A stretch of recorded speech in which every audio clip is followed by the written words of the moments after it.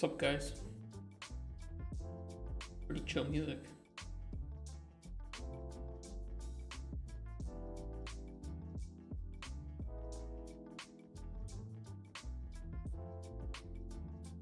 I think the stream looks good. How's the audio? I think it's alright. You know, one thing I gotta put up is a chat overlay for the VODs. Should have done that. Oh well. Let's close that. We're okay. You guys gotta tell me if anything fucks up though.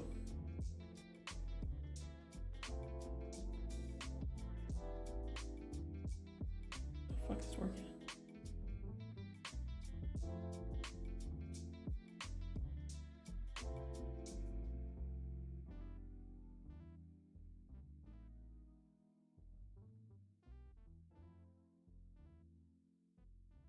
I was just checking my my Discord bot, make sure it's posting everything all right, and it is looking nice. Though I don't like that purple. I think it's too dark.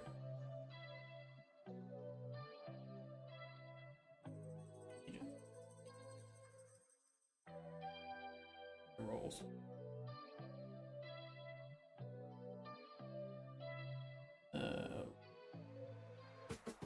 Make it look like too dark. That's much better. Looks almost the same on light Discord. Much better on dark Discord. Oh yeah. Oh yeah. We're good now. Alright guys, hello, hello. I moved the camera down there. I think it looks better. I'm not a fan of the... Because like often I'm looking down and then you're just gonna see the top of my head. And nobody wants to see that. It's just hair. Everybody has hair. Except cancer patients. Regardless, I think that this is the best place for it. God, I have cables.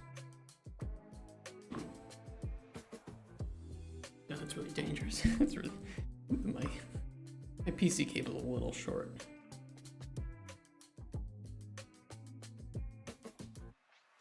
Yeah, I might have to get a longer one. I feel like I'm just gonna kick it out one of these days on accident, and that's a disaster waiting to happen. Welcome to day one of development.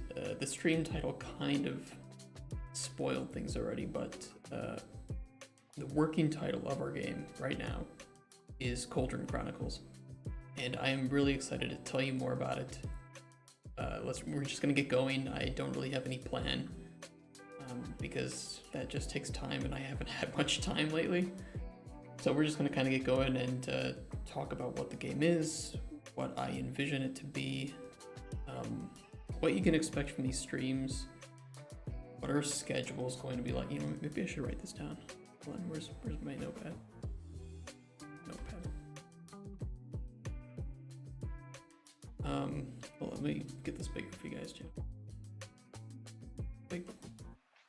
I wish it told me what the zoom level was. It doesn't tell me. How do I reset zoom? What is it? Control and the numpad slash.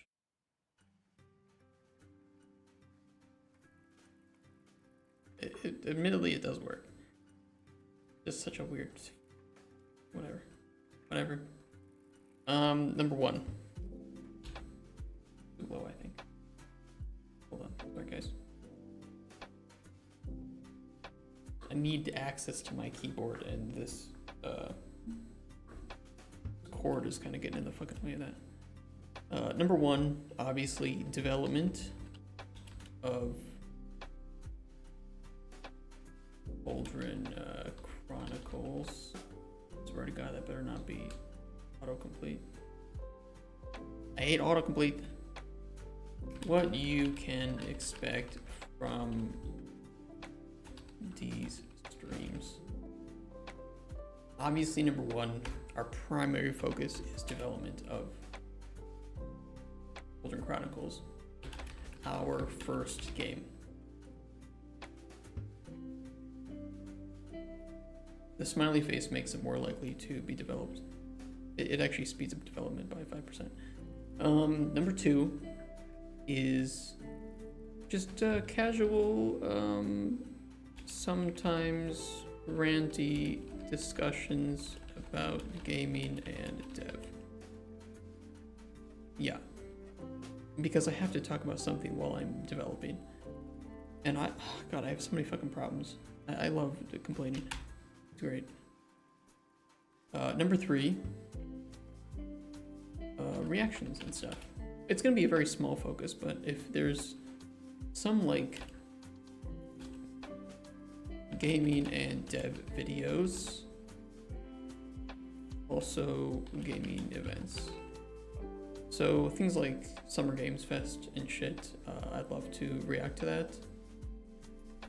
Just live stream it with you guys and to talk about it, talk about the gameplay that we see and the trailers and whatever. And also just if there's gaming and dev videos, I'm always willing to watch like design videos and just talk about what I agree with, don't agree with, and maybe we can all learn something new from it. Because I'm not a guru. I would like to be one. And that requires a lifetime of education. And number four, gaming. And I don't really have a schedule for when any of this is going to happen. It's just like primarily we're going to focus on development. But if we're getting a bit burnt out and something and we just need a break, we're just going to jump into one of these other things. And gaming might happen here on this PC, but my development PC here is not the strongest thing in the world. So depending on the game, may not be the best choice. But I can also jump back home and stream from that PC. My PC at home is fucking good. So it's not in a great position. Like it's in a shared living space and kitchen area and a tiny apartment. So I don't want to, I don't want to ruin the privacy of the others that are there. And it can be a bit annoying. It's not good to focus, but if we're just gaming, it works. So like it's bad for dev. So we're not going to dev at home unless it's like some thunderstorm or some shit that I can't or don't want to get into work for. But otherwise I don't see any problem working here. So far the bitrate has been great, I think. So we're just going to see how it goes. Also, thank you to everybody who followed overnight. I did post something on like LinkedIn and Twitter. So if you recently followed, thank you so much. We are on the goal towards 50 followers. If you are in chat right now and you like the thought of what you see on this expert professional notepad, please drop us a follow. It helps us a lot. We want to get to affiliate and then we can start growing even further from there. So go ahead and do that or else you're banned. I'm just kidding. Okay, so this is what you can expect from the stream. Also, I want to talk about a little bit about scheduling. Scheduling. Let's do bullet points for this. Let's shake things up. Scheduling. Every workday. Usually from 9 or 10 a.m. CEST to, I don't know, 4 or 5 CEST. That's the goal. Just it's a job. We're gonna treat it like a job. We're gonna work every day on it, and do our best. And there might be some, breaks. I might meet some of my friends for lunch or something, and there might be a bit of a break between that. I may realize that streaming for that long every day is kind of too much, and I might cut it short. I also have a part-time job, so I do need to do that sometimes. And because of that, I might start streams right now to 2 to 3 CST. which I know is not the greatest for any Americans watching. I'm sorry, but I don't want to have a fucked up schedule. I don't like that. Weekends, it all depends. But probably not work-related streams. So these will just be more like fun ones. Oh, I should put up here too. I want that autocomplete on. Co-streaming with friends while gaming.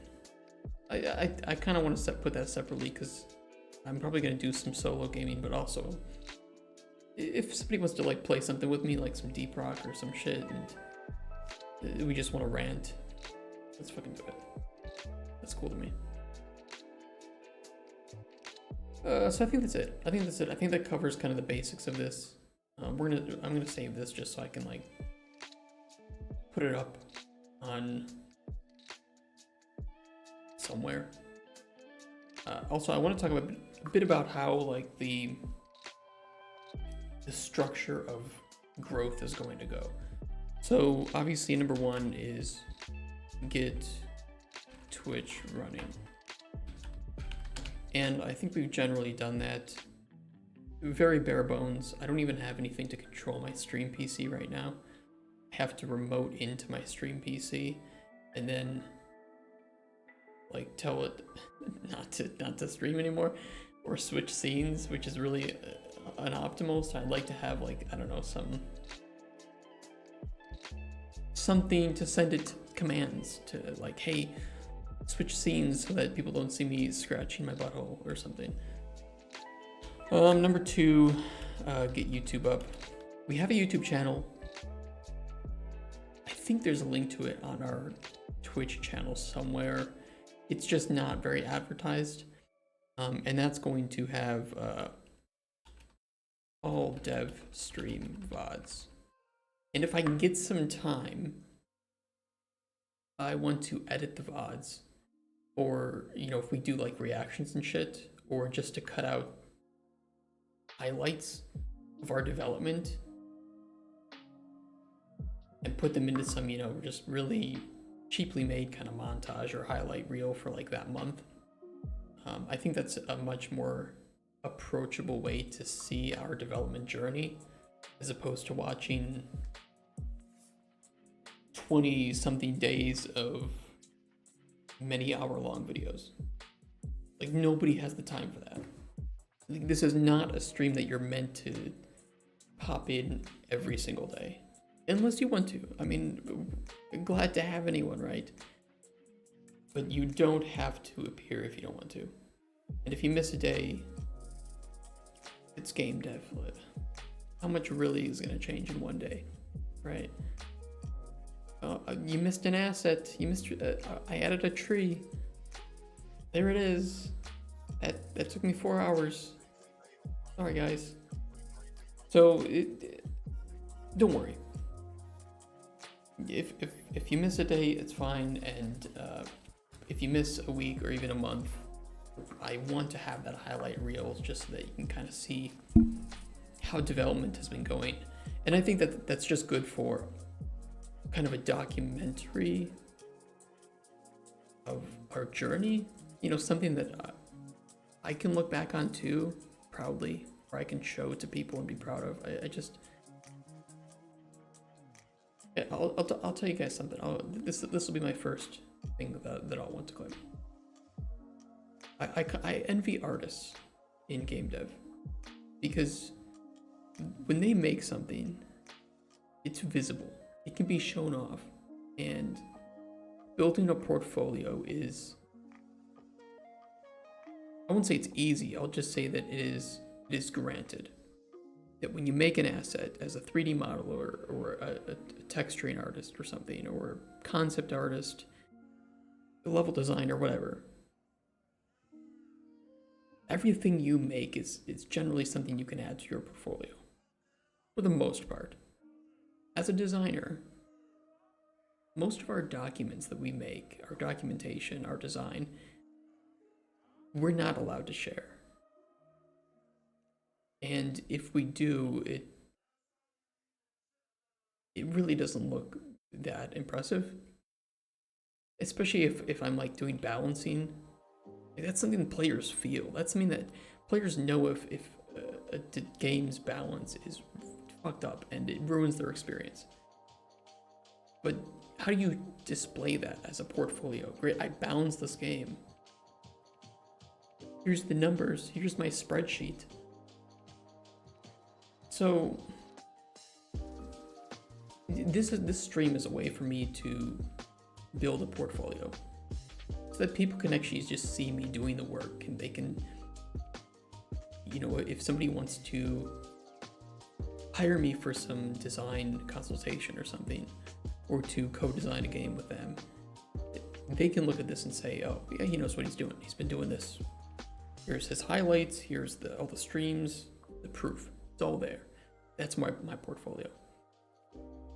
And it's also good for educational, you know, if not only for me continuing to grow as a designer, but for other aspiring designers trying to get into the industry, can take a look and see just how much work is needed, or if they're skeptical, like, hey, why do I need to learn programming? I'm a designer. They can say, no, I use programming all the time to develop things and to prototype. This is just good. So I'm recording, hopefully. I'm gonna be so upset if this doesn't record the first day. I'll probably kill myself. But I have my stream recording this first day, and I'm just gonna post it up on YouTube. I'm thinking, like, when I turn off the stream, load up YouTube, start the upload, let it go, overnight if needed. And we're just gonna do that every day and put up all the VODs, throw it into a playlist, and then I'm thinking once every like 2 weeks or once every month, I'm just gonna take a day and edit all of them into, like I said, just bare bones highlight reels, just so that people can see, hey, this is what we did over the last 2 weeks. And that's the plan. So thank you for the follow. I set up an alert, so it tells me. Probably not good for lurkers though. Where was I? Okay, so we're gonna get the YouTube up. It is up. I just maybe need to throw a couple extra graphics in there or some more info. We're gonna take it one day at a time. This is not something that I want to spend a million hours setting up properly right now. Number 3 is Discord. I already have the Discord set up. It's all ready to go. Permissions all good. Bots and everything, moderation, stream alerts, YouTube alerts. It's all ready to go. I just maybe open it up to like a few people just to test it before letting the floodgates open, just to see if all the visibilities are fine and channel setups, make sure it's all looking good and can kind of run in the background without me having to mess with it. Number 4 is something. I kind of forget. Something. Number 4 is something because I don't remember what 4 should be. But that's okay because we have more than enough work to do with 1 through 3. So obviously these streams, development, casual shit, gaming, scheduling every workday, 9 to 3 to start with because I got that part-time job. 5 is profit. Yes, yeah, no, that's good. Profit in like at least $1. At least $1. If I can get $1 from this, that'll be positive. And spend it on alcohol. Good. Perfect. Look, I didn't start my company to be professional. I started it so that I could say what I want without getting fired. That's the reality. And I am going to say what I want. Yeah, okay, this looks good. We're all set up. Like I said, I'm going to save these just so I don't forget, because I forget everything that happens. New folder.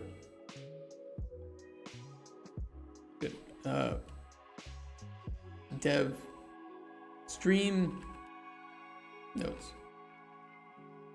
And we're not even going to save it as a text file. It's just going to be, no, it's going to be even worse. It's just going to be a file. Oh, it auto-saved as text, okay. It's already ruined. I'm not going to name them. We're not going to name any files. Everything is just going to be new 1, new 2, new 3.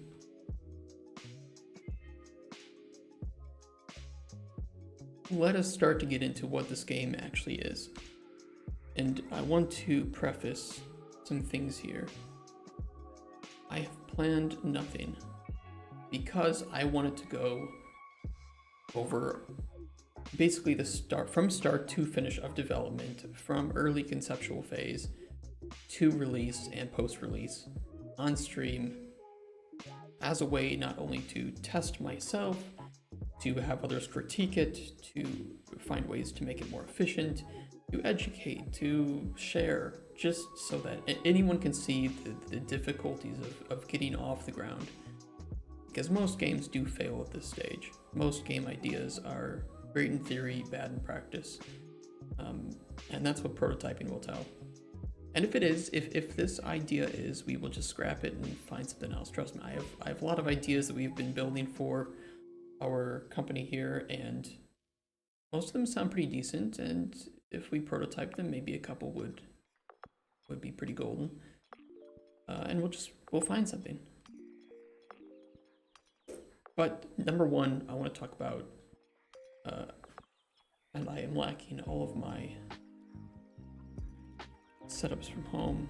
Cauldron Chronicles is the working title of game numero uno. I'm gonna put an extra space because that's really professional. See, you wouldn't think it, but non-professionals, they don't put any spaces here, and it looks shit. It looks terrible. It looks terrible. But I've learned after 10 years of development that if you put a space here, look how much more professional that looks. It's like already publishers who are watching this are like, maybe we should give them some money.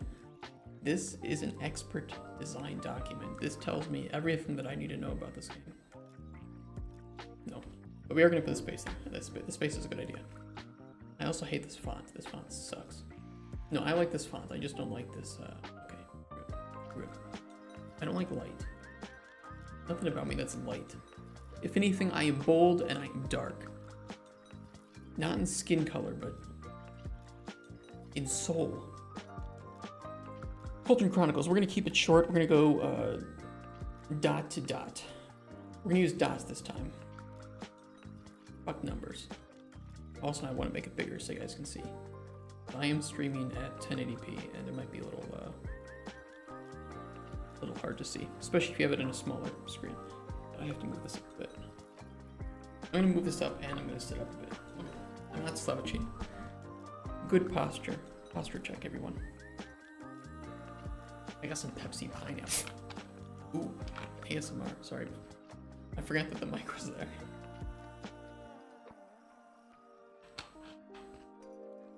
If you mix this with Malibu, though, it's really good. There's no alcohol here. Okay, Cauldron Chronicles, very simply, is a casual adventure game with narrative and puzzle elements. I know it sounds complex. Let me get into it. It is an open world. Small, but still, open world. Game focused on being an alchemist and herbalist in a fantasy setting. That is your role. So it's also a bit of a simulator, but very light. Obviously, if any, I don't want to call it simulator because it has simulation elements, but it's more of like a life sim kind of thing. There's lots of stuff to do, but it's not focused on.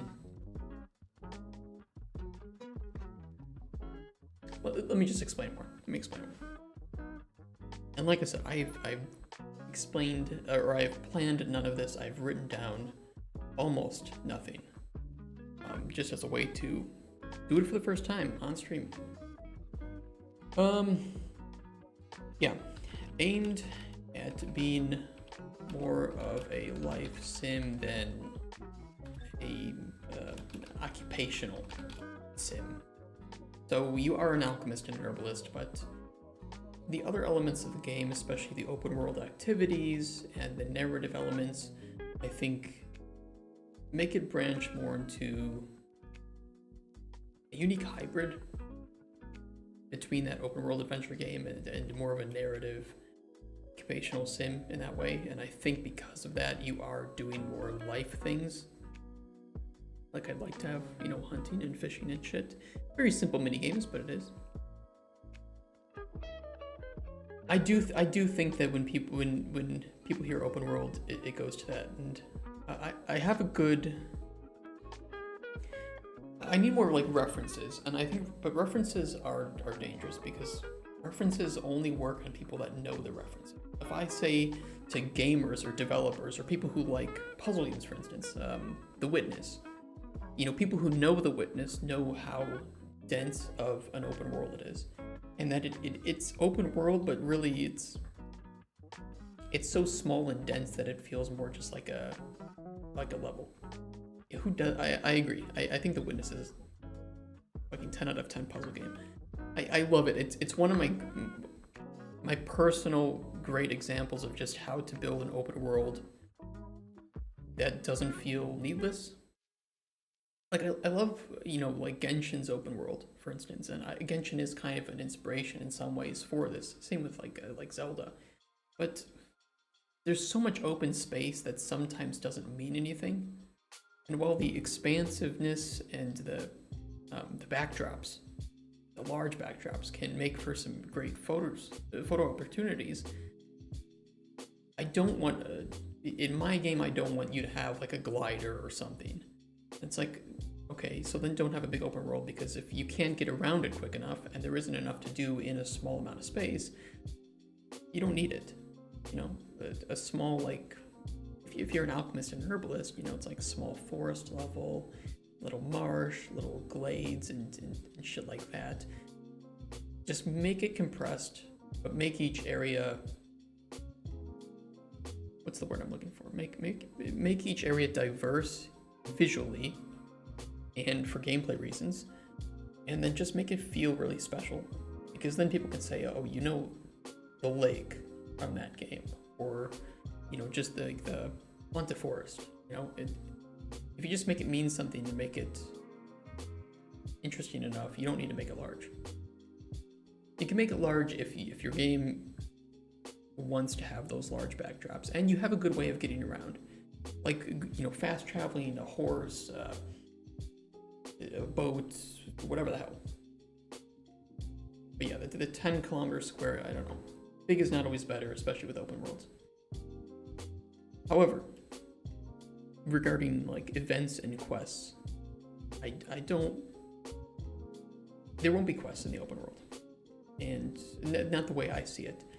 I think the open world is more for you to explore. It's more of an untapped resource hub filled with nature, filled with overgrowth, plants of all kinds, various wildlife, ruins maybe for you to explore, and puzzle elements that you solve with your alchemy. If you're making potions can be drank, potions can also be thrown. Think of like Minecraft, for instance, as an example that comes to mind, where you have potions that you can drink and ones that you can throw to do harm or to do other effects, like slowing enemies. I really like the idea of potions having positive and negatives, both when you drink them or if you use them in battle. And I think we have enough games where you're fighting with a sword, and not enough where you're solving problems with your alchemy, or with something that isn't a weapon necessarily, or isn't a traditional weapon. And that's what I should have written all this shit down.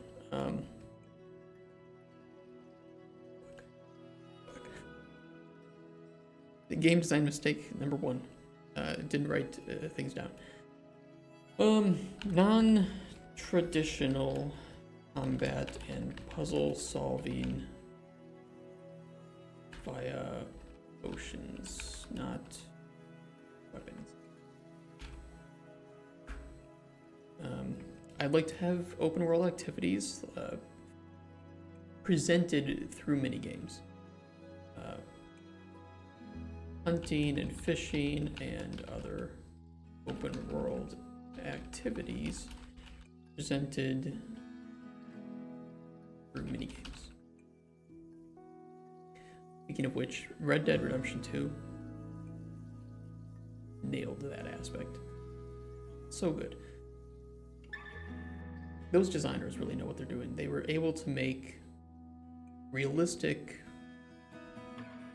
feeling believable and immersive systems and minigames that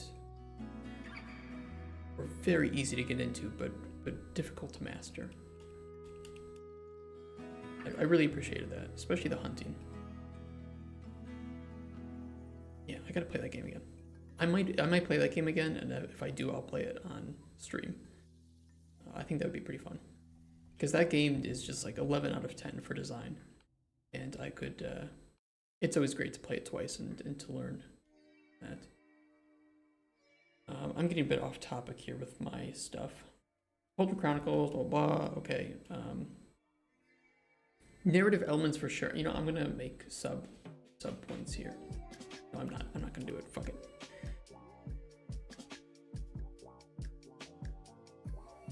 I'll say this: quests. We'll call them because it's an easy term to use for now. Before we have something more proper or proprietary, if you want to put it that way. Quests are given via NPCs. Named and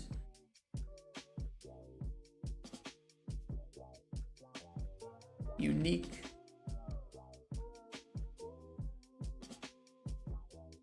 and procedural NPCs, and I'll explain the difference between those two as I see it here in a sec, because it is important. Quests are given by unique and procedural NPCs who have stories of their own.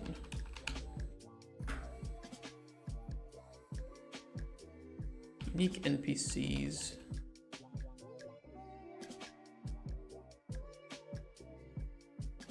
hold on. Let me fix this, because only the unique NPCs will have stories of their own. The procedural NPCs won't. They're more of, they show up, they ask for something. Maybe you can learn something from them, but otherwise, no. I'm gonna go this too.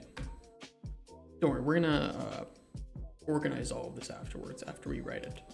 This is just the high-level notes. You know, let your mind just empty itself onto the page. Whatever you think is right, even if it's contradictory in the moment, put it in, let it flow, and you can organize and deal with it all afterwards. But you don't want to stop. This is the one phase for any like new or aspiring designers. This is the phase of the game where you can just don't put any limit or gate on your ideas. The gates and limits will be put in later when you have to deal with scope and budget and team and all this shit. But for now, just if you want 100 languages and open world MMO, okay, maybe don't do that. Don't build an MMO. Just don't do it. It's not gonna work. And even if the MMO could work, it's not gonna work. MMOs are, oh god, that's a genre. Let's put it that way. Your Alchemist and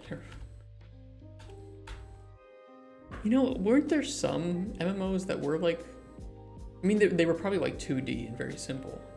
I can't recall some of their names. And they had some success. For sure, I just don't think MMOs, and no, this is not an MMO. It won't have any multiplayer, I'll put it that way. Not this game. Your Alchemist Herbalist Hut is situated between two larger realms along a well-traveled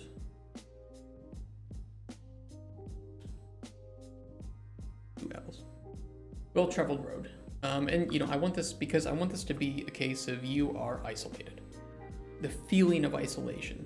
You know, and when you design, you want to design for emotions because you're attacking, or I wouldn't say attacking, but you're stimulating the senses of the player through their eyes, through their ears, through their intuition, you know, how they process something, and that is all then turned into emotions. And if you know, if a game makes you happy, if something happens, you're happy. If someone dies, you're sad, or you should be sad. If the game has built you up to be sad, because there are plenty of games where they kill off a character, they're like, hey, be sad about this, and you're like, I don't fucking know this guy. You killed him off 15 minutes after the start of the game. But you design for emotions, and I want to reinforce that feeling of isolation.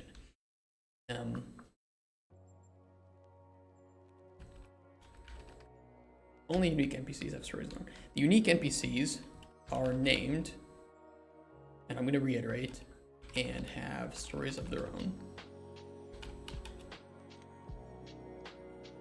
And can be talked to.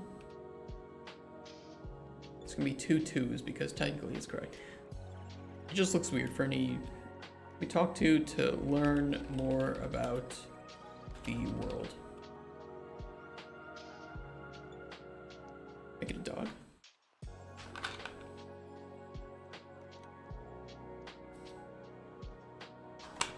What about devs with cats? I was never a big dog person. I don't hate dogs. I hate some dogs. I hate some cats too. It's usually just because of how people have raised them. I think a lot of people get pets and okay, I'll say this. I think that people are better with dogs generally, because most people who get dogs know that they need some training. But people who get cats, you know, you get a cat and it's like out of the box. The out of the box experience is, dogs are like EA, right? You need to buy expansions, you need to spend money, microtransactions to level up your dog. To have it not be an annoying asshole, to have it not shit on the carpet. You get a cat, and that's, you know, a premium experience. It knows where to shit and piss. And, you know, you show it the box like once, and it's like, okay, ingrained in memory, this is where I'm gonna do it. And it does it automatically. And for the most part, it does it without issue, you know. But because of that, I think people get cats and they don't realize that you still have to train that cat. It's not too difficult to train, you just have to do it when it's young. You know, you have to be stern with it, like, hey, no scratching on the couch.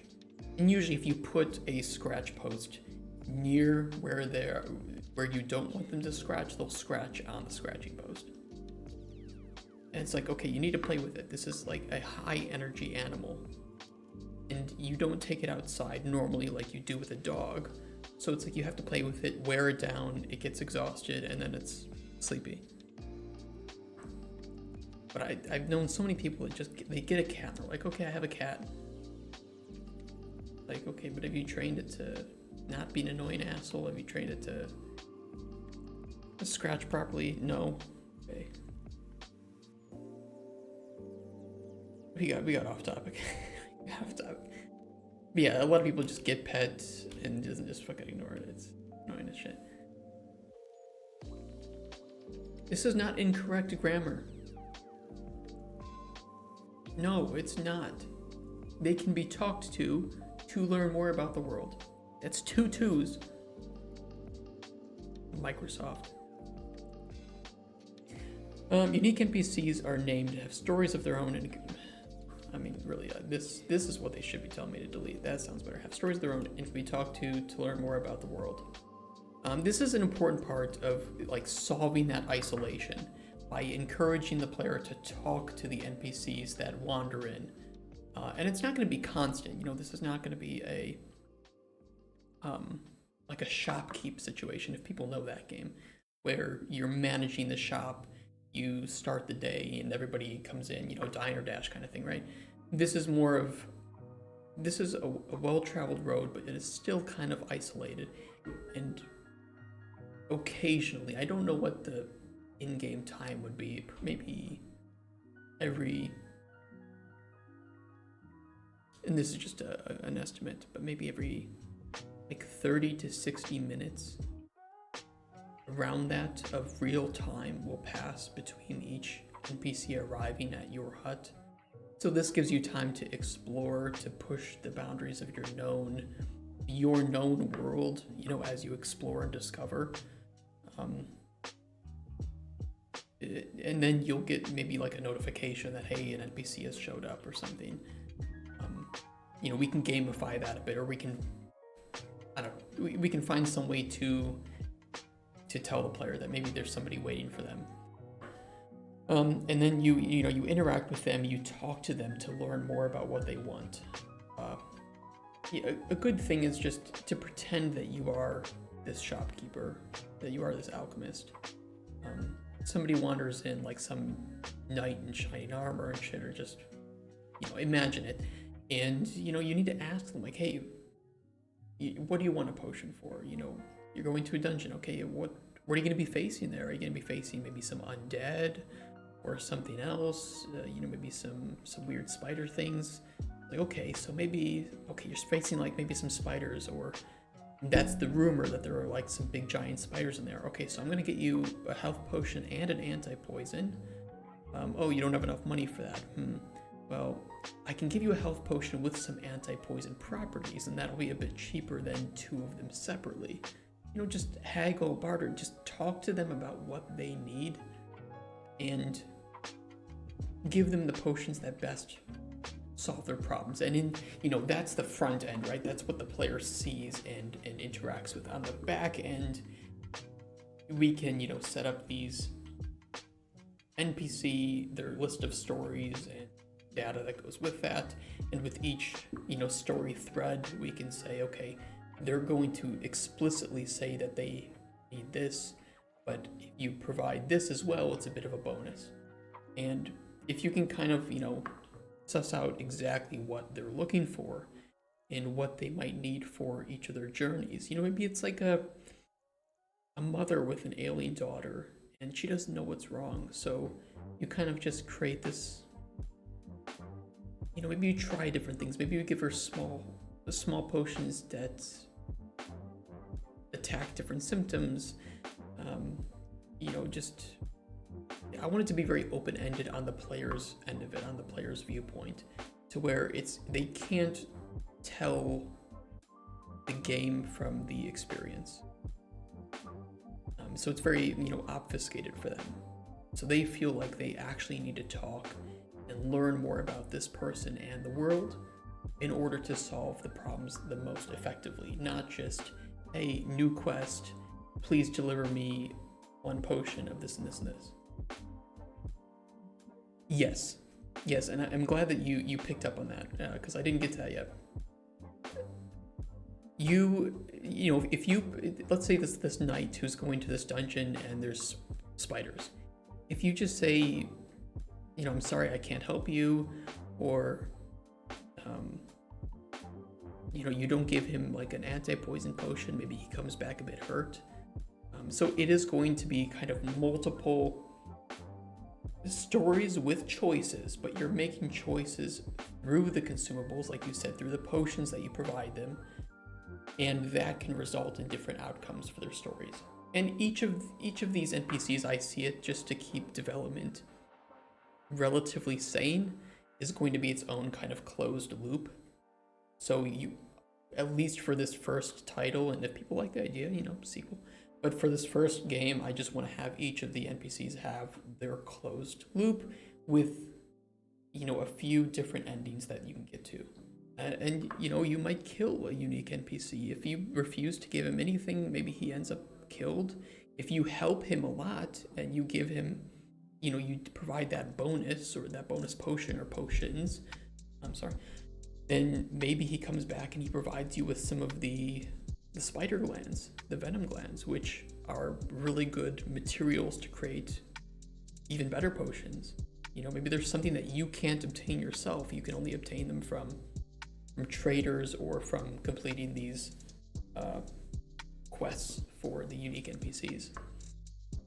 So, you know, this is why I say it's less of an occupational sim. It's very narrative and discovery driven. So you have this open world where I'd like to capitalize on discovery rather than exploration. So rather than having question marks, you have just features that you can see and you commit them to memory, and you know, locations like a downed giant tree with a bunch of mushrooms growing around it, and that is like, okay, this place, you know, this has mushrooms during spring, summer, fall. Maybe a map more like Elden Ring, you know, where when you discover something really big, it's its own kind of like icon on that, but then you can add your own POIs to it as well. That's my thought.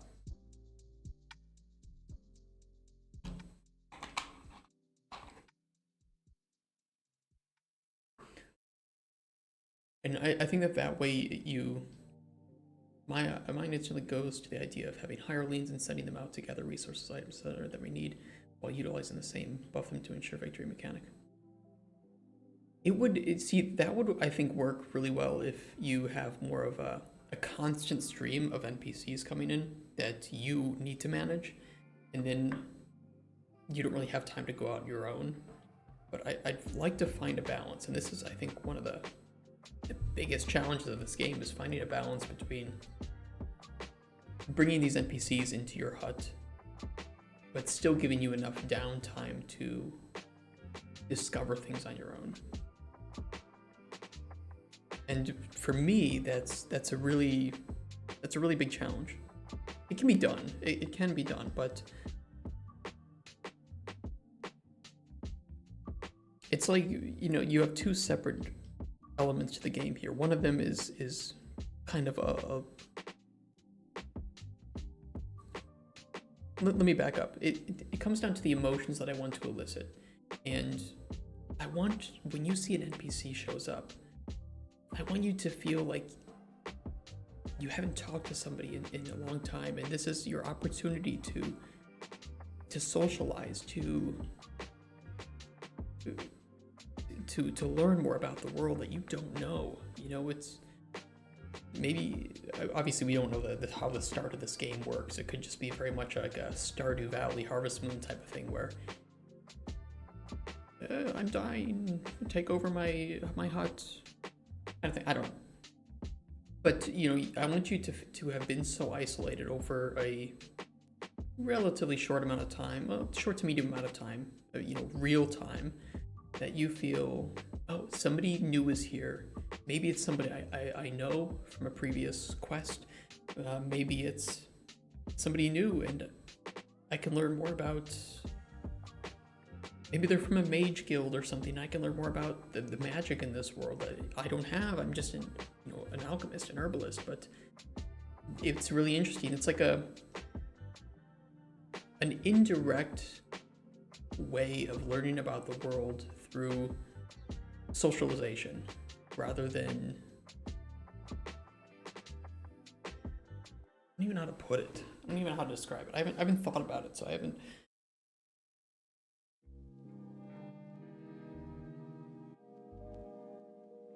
It's not.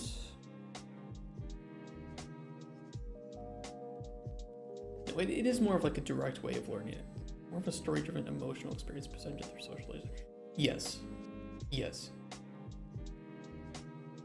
That, you know, especially when I think when the player realizes that their choices of how to provide NPCs with potions actually affects that individual's experience, I think that they'll have a greater, or the hope is that the market that I'm promoting this to will have a greater sense of attachment to these individuals and a greater sense of responsibility for their work as an alchemist.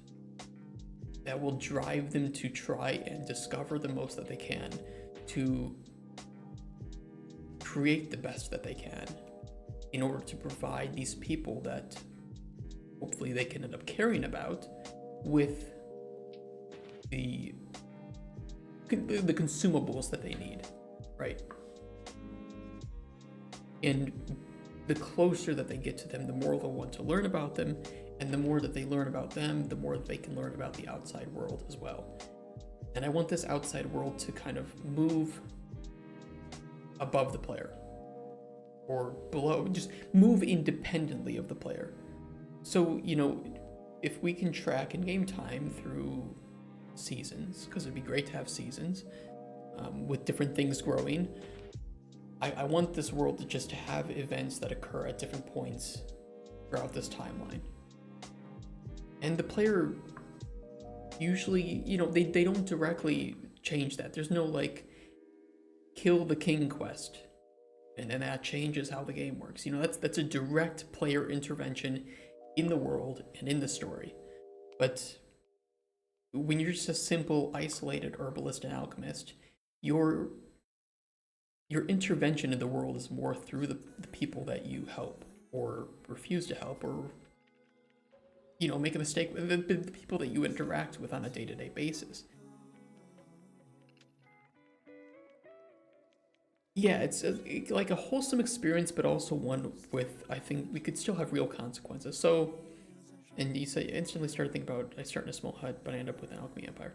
Yeah, so it's not like a tycoon, more of just a grounded, I don't know if that's the right word, more of like a grounded experience of you becoming an expert alchemist rather than having an empire, and you changing the way that each of the stories unfold, and making tough decisions that or making having accidents, or just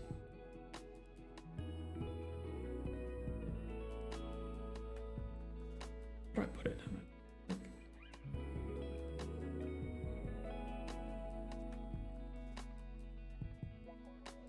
It's not a grand journey.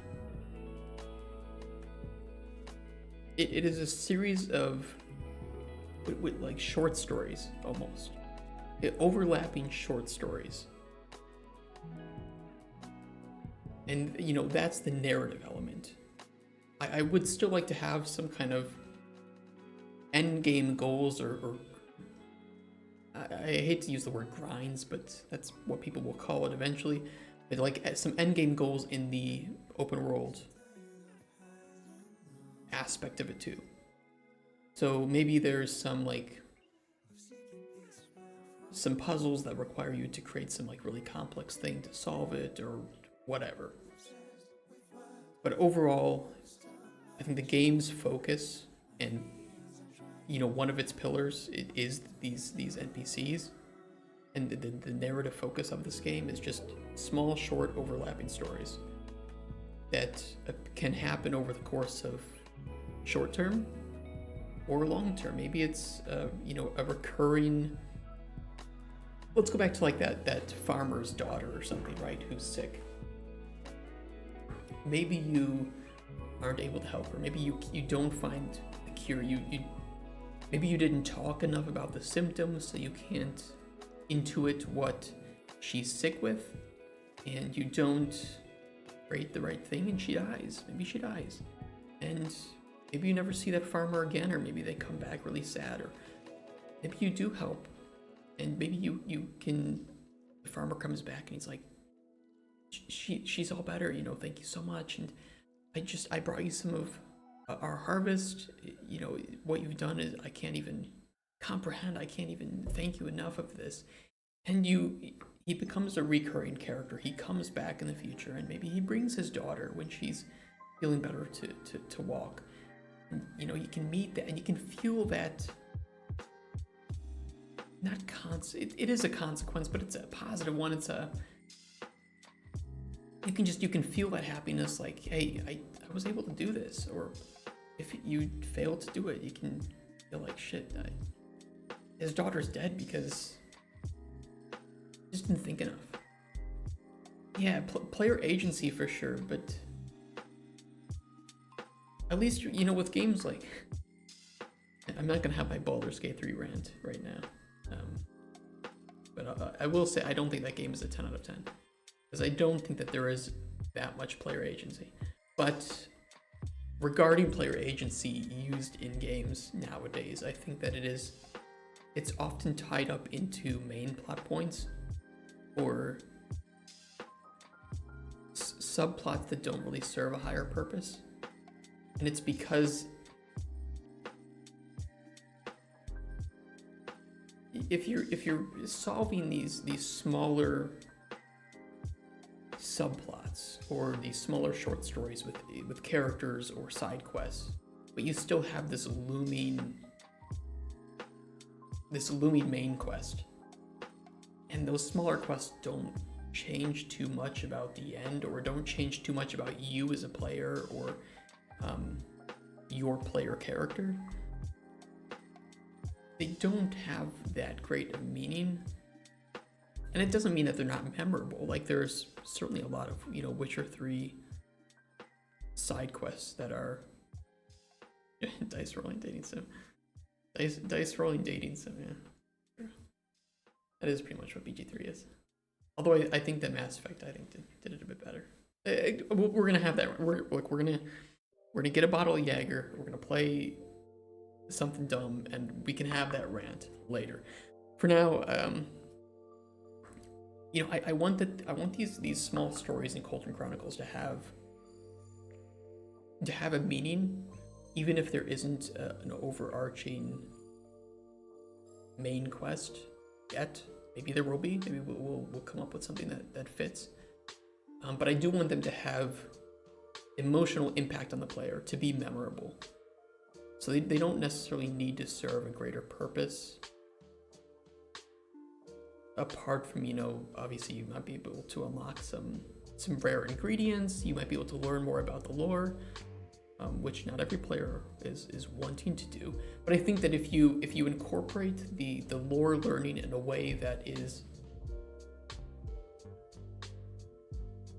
mechanically beneficial, you know, because you're talking to them about what this, like the knights, you're talking about what they're gonna face in that dungeon, and by doing that, you learn more about what you need to make as an alchemist, but you also learn more about the world at the same time. You know, it's hiding it. I wouldn't say hiding it. It's more just, it's combining it in a way that's actually useful lore. And it doesn't mean that we can't have tertiary lore, let's call it. Like maybe you help a bookseller, and in exchange he gives you a couple books, and you can read them, and maybe they're like interesting short stories by, you know, authors from the game, or they're biographies or accounts of something, or maybe they're even helpful. Maybe they're, hey, I found this interesting herb by this kind of tree, and it seems to grow pretty commonly by it, and you can kind of like, oh shit, so maybe some symbiosis between these two plant species that they grow commonly found near each other or something. So I think that there are ways to provide the best of both worlds. Obviously my experience with like my Darkest Dungeon mod was that players are more likely to engage with the lore if it provides a purpose, if they can learn something from it that makes them a better player. But if they're engaged with the lore, which sometimes those helpful lore bits can give them that push over the edge that they need to become engaged with it, to become interested, they are more willing then to read lore that they may not consider useful. You know, you need to string them into, you need to hook them, right? And that can go for gameplay and for narrative. So I think that we can hook players by providing them with interesting lore from these unique NPCs who don't just give you some UI pop-up of make me this potion, give you this reward, then I fuck off. 200 XP. I want to build something a bit non-traditional. And to me, I think that right now players are really enjoying games with good discoverability, narrative elements with choices that actually matter, and life sims. I think life sims are pretty in right now. And they have been, I think, for a while. Since the rise of, I think Stardew really reignited people's interest in life sims, mainly because it was an alternative to more well-known life sims like The Sims. Especially because 4 was kind of meh. I'm not a Sims fan, but from what I've heard, 4 not as good as 3 or 2.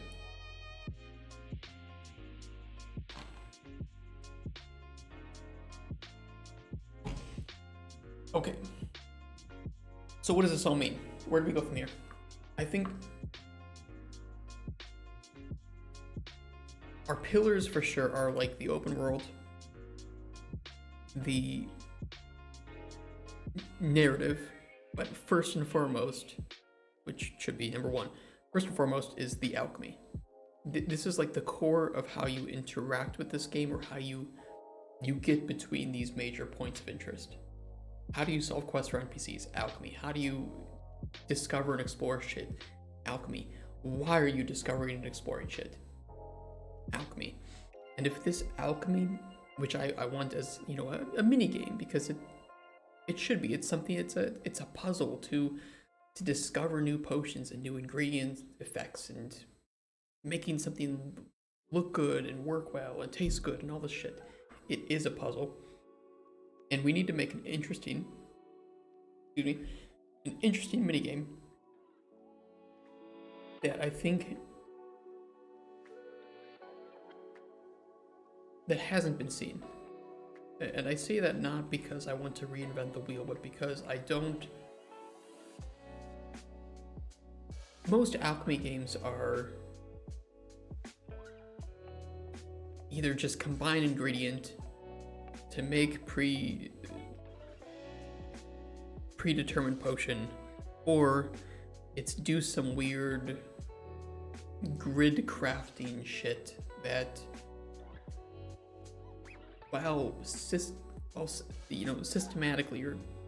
systemically, from a systems point of view, might be decent. I don't think it's very immersive. And I think that there are more immersive ways to handle puzzle crafting. I mean, if I'm looking down into a cauldron and I'm wanting to craft a potion, and this is very much, you know, this is not, we're just kind of like conceptually designing what we want this to look like, the emotions that we want to elicit, and the actions that we want the player to actually perform. That's really all a game is, you're defining actions. But I want the player to feel like they're really immersed in potion making, and I think that Harry Potter and the Half-Blood Prince actually is a really good visual and, to some extent, system reference for how I see the potion making going. Where you have instructions written by previous alchemists, but they're very loose, and there are still ways to make them more efficient. Something that I notice a lot of alchemy games don't explore much of. But I also like what they do with the ingredients.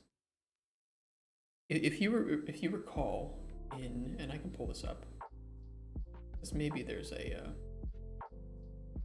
on YouTube.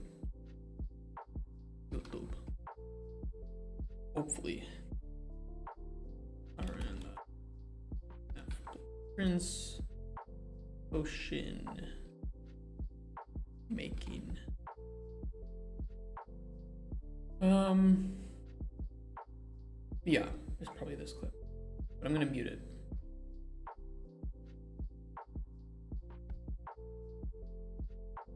Oh, perfect. It's got subtitles too. Where was the scene where they were actually making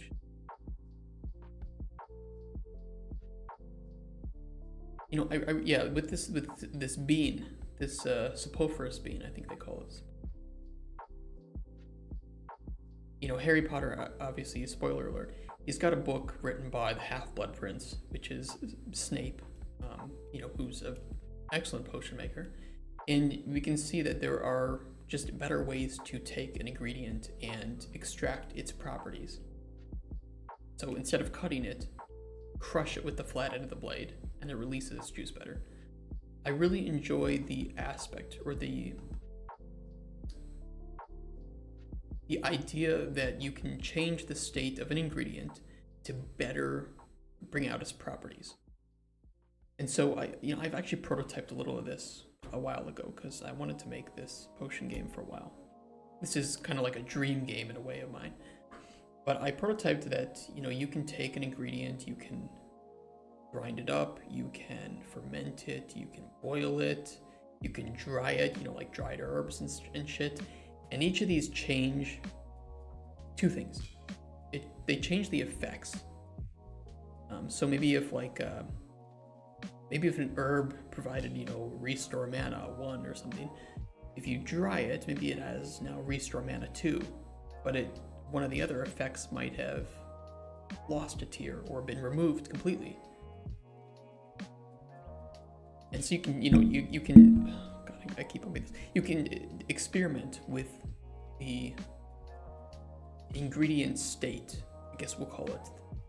I don't know a better term for it. You can experiment with that to discover better effects on ingredients or better uses for an ingredient. So if, like, you know, herb plus mushroom equals, you know, herb A plus mushroom B equals healing potion. Maybe if you dry that herb or you ferment the mushroom, it's going to increase the restore health quality on each. And now you can create a better potion from that. But like dried herbs, you know, okay, are fine. But fermented mushroom, it's probably not the greatest thing to drink the essence of.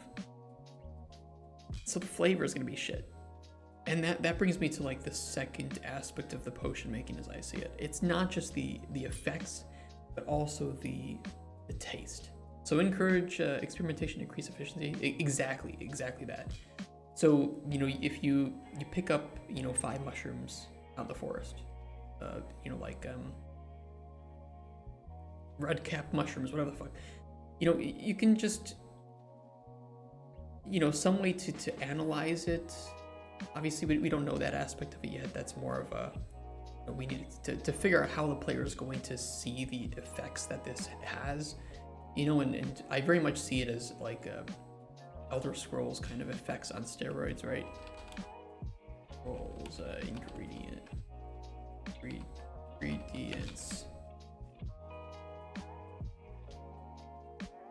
Oh, those are kind of cool. Shit, that's an Etsy. That's like a poster. I kind of want that. Oh, let me. Okay, perfect. So, you know, you pick up blue butterfly wing, and you don't know what effects it has. We need some way to discover that, and I think eating it is kind of funny. Maybe that's how we do it in our game too. I don't know. Glancing over that, you take blue butterfly wing. You experiment with different ways to process that. Maybe you grind it up. Maybe you boil it into some essence of blue butterfly wing, and you know that it's going to change the tiers. So if it just has, you know, I need one that's like discovered here. Okay, no.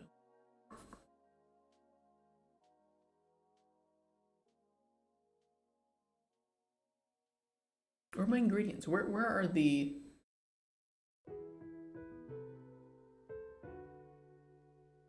Yeah, Yes, 120 by 90. That's great. Let me put that on stream. How is there not one? Wait. Okay, well, people know what I'm talking about. Everybody's played Skyrim. Everybody's played at least one version of Skyrim. Probably at least 3, maybe more. You know, you have the effects. Obviously, Skyrim and Elder Scrolls, they only have restore health, restore mana, invisibility, paralysis, shit like that. But if some of these effects had better tiers, this allows me to have this state changing system in place where you can find different ways to process an ingredient to bring out the effects of different tiers. And through that, you can then take that and craft even better potions, like you said, to increase efficiency or to find new recipes. Maybe, you know, this herb has restore mana 3, but it also has paralysis or some shit, right? Like, you don't want to drink that. Not going to be that helpful. But if you can dry it out, and maybe it doesn't make the restore mana any better, but maybe it gets rid of that paralysis effect. You can now use that in a recipe a lot more safely, right? So I like that idea behind the system. Let me take a drink.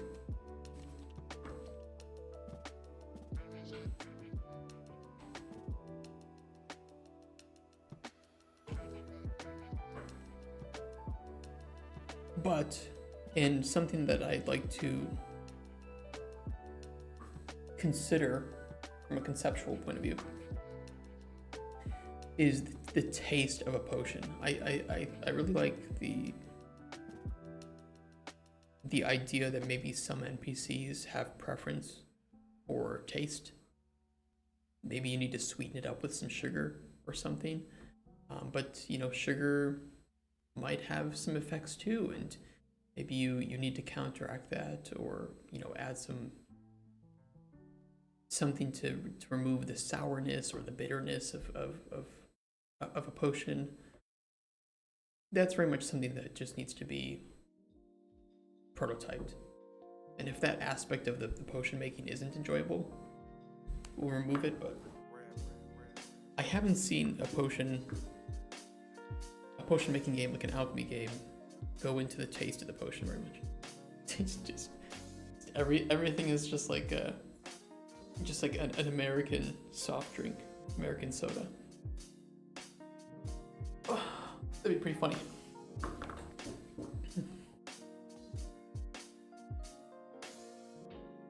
Well, I think that like earlier example of the farmer's daughter is a good one here. Look, she's dying. She might not care about the taste, but if you make it taste like sugar, maybe she, you know, we can add a line to it that, oh, and also, you know, she she liked the taste. She drank it without question. Or if it's like really bitter or something, she's like, you know, she had a hard time drinking it, but eventually we got it down. So, you know, some of that can just go towards like flavoring the narrative. I guess is a ironic way to put it, but I'd like to experiment with the idea of flavor, because the way I see like these narrative, these stories working is that the player, you know, making a potion takes time, and maybe you don't have all the ingredients that you need on you at the moment. So I think it's very realistic that you might say, okay, there's a small, okay, you need this potion. I don't have the ingredients, but I can get them. There's a small campsite across the road from my hut. If you're willing to wait overnight there, I can bring you the potion in the morning. We're going to add some scope to the game here, because this is something that I'd like to do. If you can make potions with ingredients, realistically, you should be able to make some basic food dishes, right? And maybe you can, you know, make some food, bring it to these people waiting for their potions. and then just sit down and talk with them more. You know, that's an idea I had, to keep this gameplay slow, but also to double down on that narrative aspect where you aren't making potions every gameplay percentages. The percentage of time that you spend in this game making potions, I don't want to be higher than ballpark 30%. That's just a initial figure. But I want you to spend two relatively equal chunks of time open world narrative shit. And then like 40, and then 20% potion making.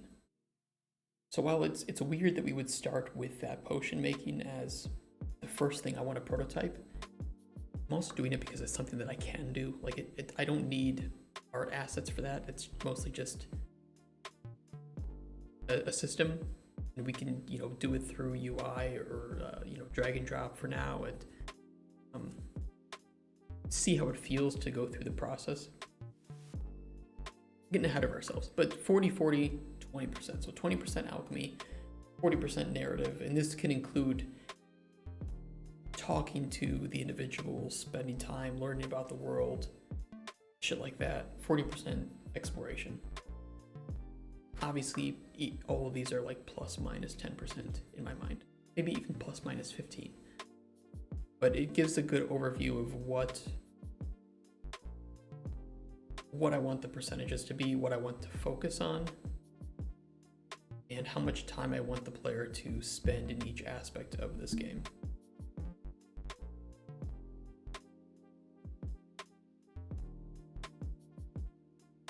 And I've also written none of this down.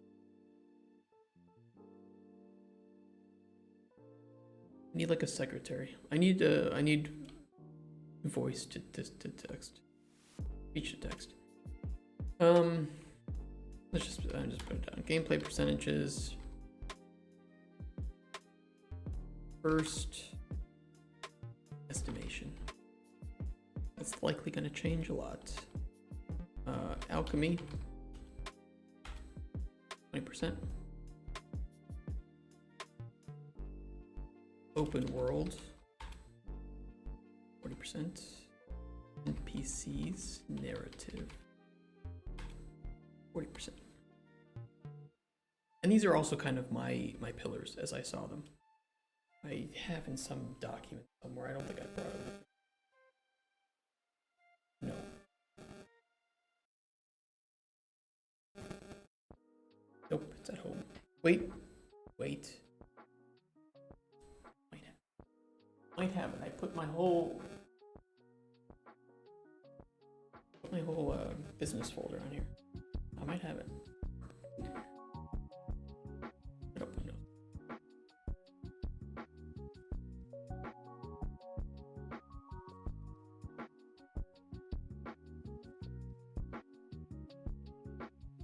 This.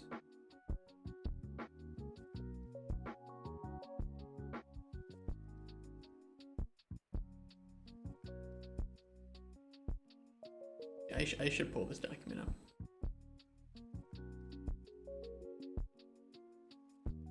This one's good. Let me just I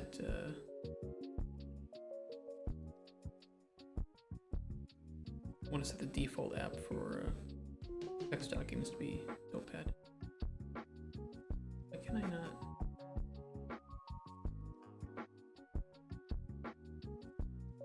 Okay, there we go. Better. Yeah, we're gonna get through this. Also,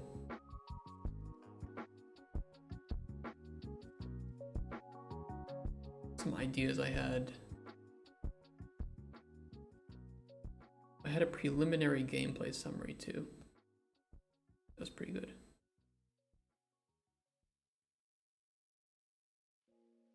This is using my good mind.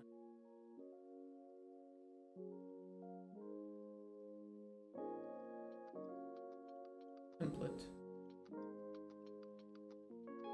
that I totally didn't steal from somebody.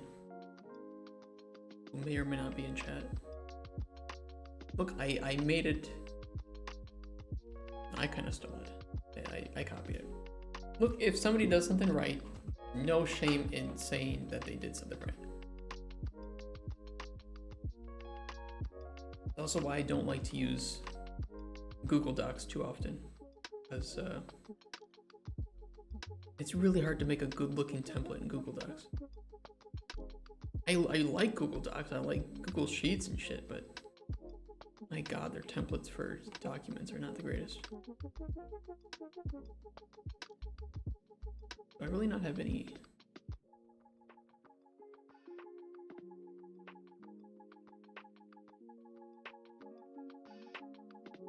I thought I had something more.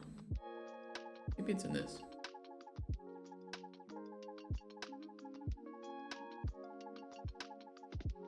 I'm pretty sure I had ChatGPT summarized it. One of the great uses of ChatGPT, I will say, summarizing documents. So nice to use it for that. I don't use it to design for me, but I do like to use it to save time on design tasks. Good for brainstorming too. Knocking some sense into your...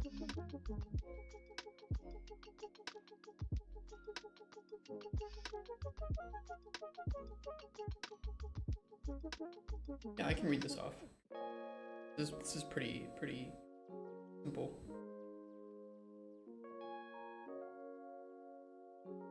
There might be some changes because I did make this. When did I make this? About a month ago. I know I said I didn't do any work, but I did a little bit of work behind. Okay. Setting a main character, player assumes the role of an alchemist in a fantasy world, residing in a hut situated between two larger realms. We've gone over that.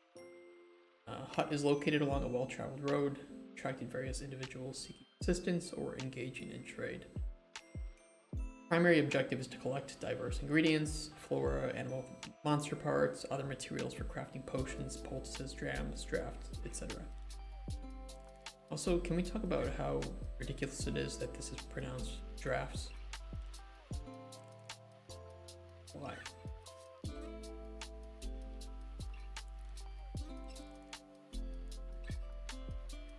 I don't like it.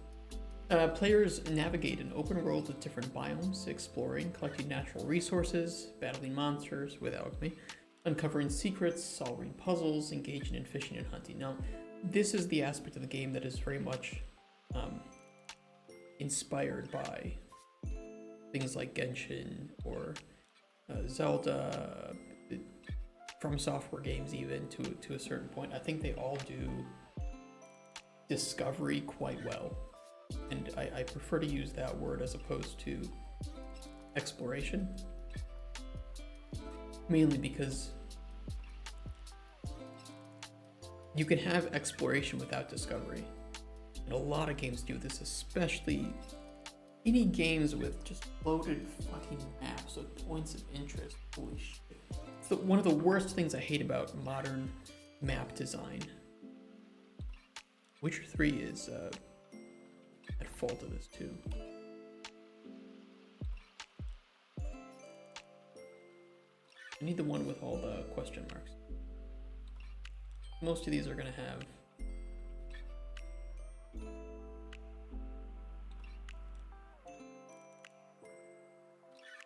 the question marks only appear though if you have you can do the question mark. Maybe Witcher 3 isn't the greatest example.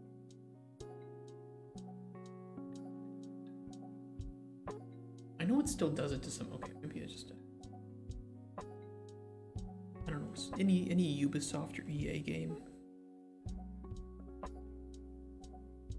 What are the ones that just put question marks around? Oh, like Far Cry map. Yeah, I was just gonna say every Far Cry map. Hard to find a good image though of it. Like Like, nobody's just gonna take a random screenshot of their map to put it up on Google. I don't know. Look, it's just gamers and devs in this chat. We all know what it looks like. And I think that robs the player of...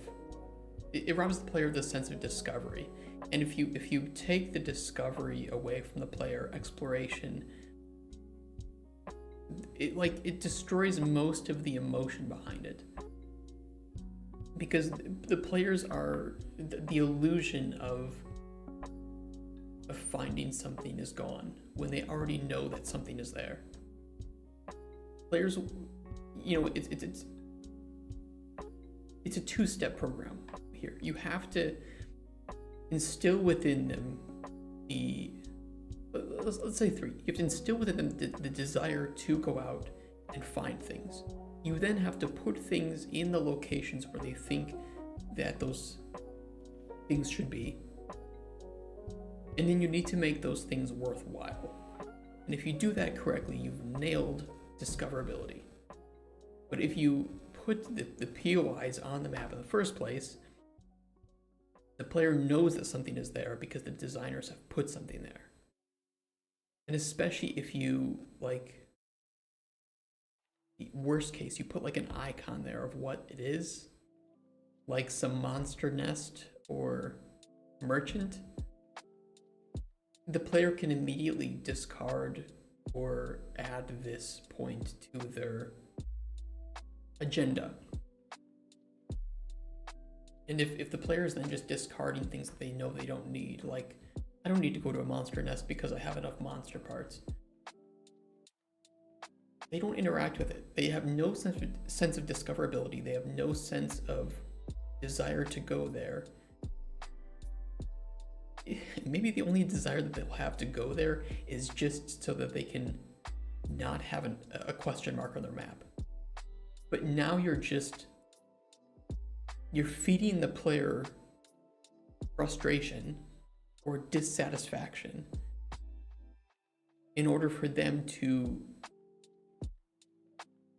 satiate their need for everything to be discovered. And I think that those systems are better left for like tertiary in-game achievement systems. Like, if you want to have the player discover everything and you want that to be a grind because you know that some players of your game are completionists, you should leave systems like that to be not so in your face or to be optionally tracked. But if you have an open world, which is, you know, usually a core part of any open world game is the fact that there is an open world, it needs to have a purpose. But more than that, it needs to... If the player doesn't know what this open world contains, which usually they don't, then you need to instill the right emotions into them for them to want to go out there and for them to actually feel as if they're discovering something for the first time. As if they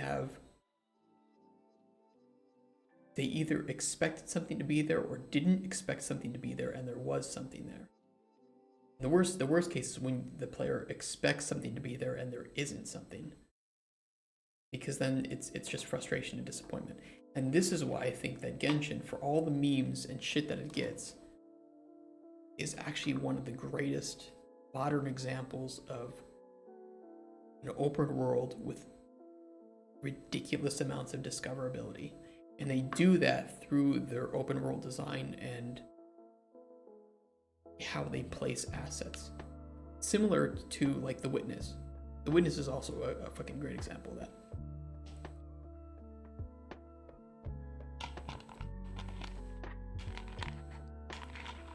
Get out of there, bitch.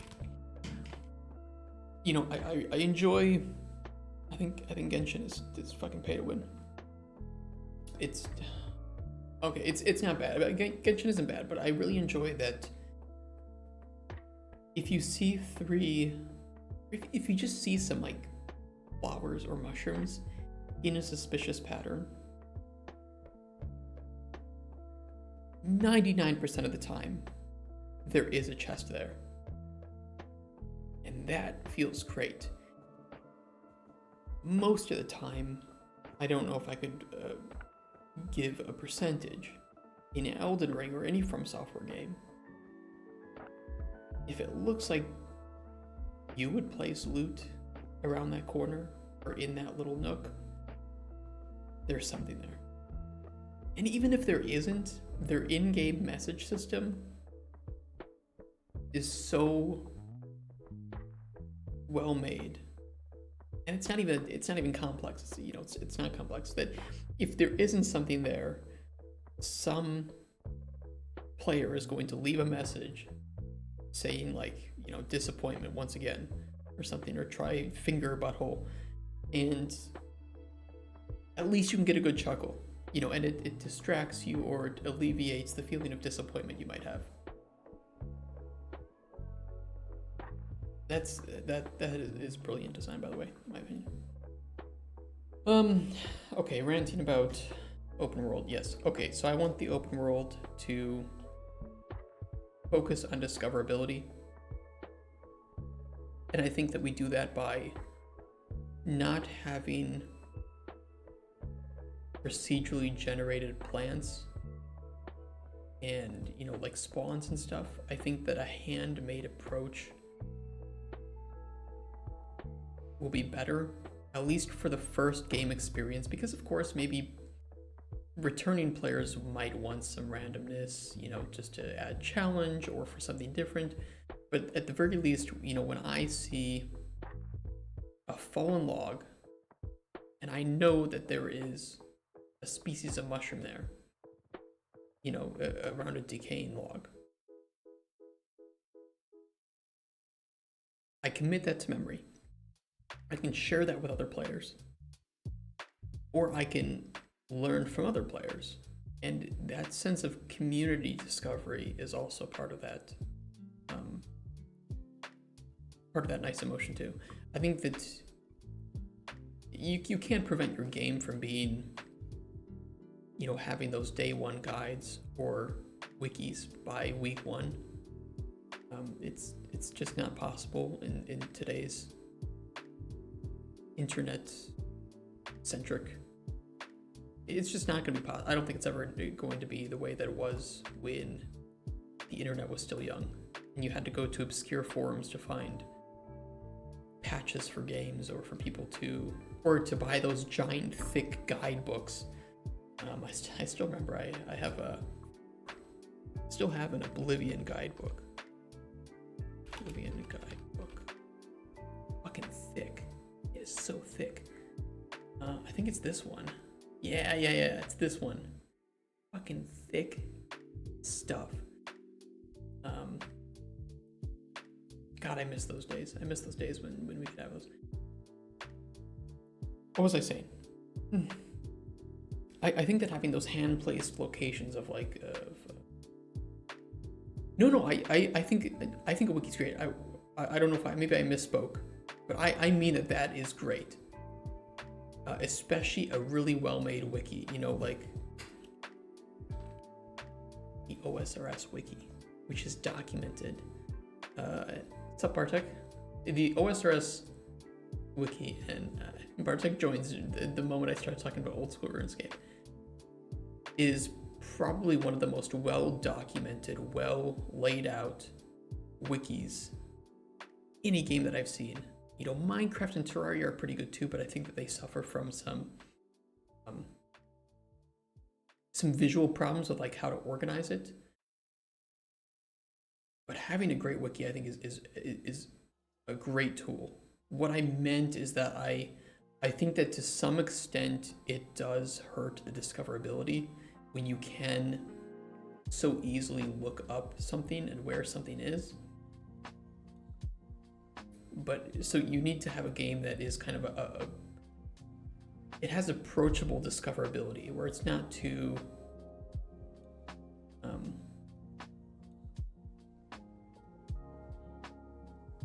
I was just saying hey, and also I pulled up the no, we're not talking about Diablo 4.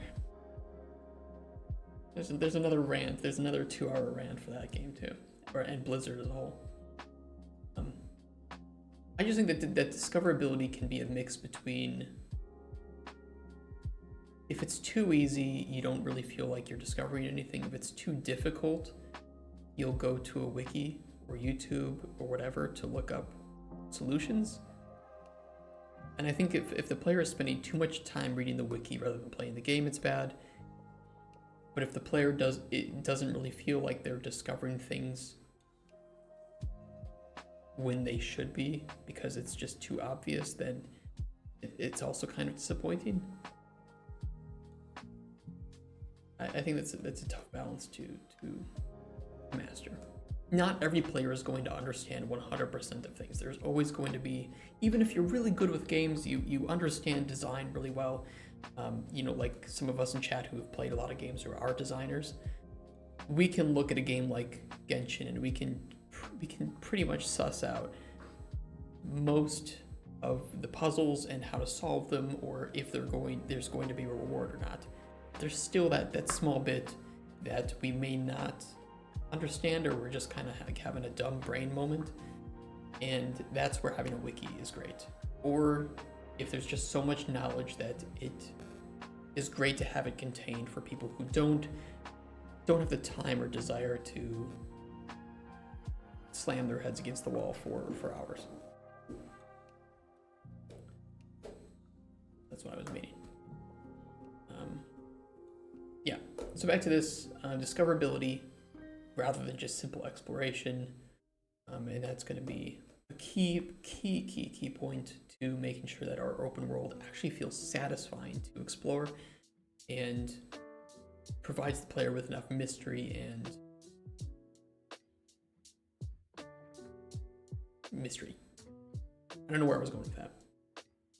I'd like to have farming as an option for growing ingredients. I think that it isn't too difficult to make a very simple farming system, and it would be nice to have, if we do have seasons, to be able to have like a small greenhouse or something to grow commonly used or rare stuff. You know, it's not a farming game, but it can have a little bit of like growing. You know, maybe you have a basement in your hut and you can grow like mushrooms or other nocturnal. Can you even describe a plant as nocturnal? Look it up. Can a plant be nocturnal?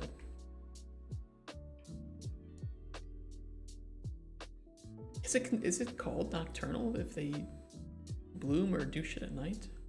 Or they need darkness? Oh. Ooh, I have not seen this one before.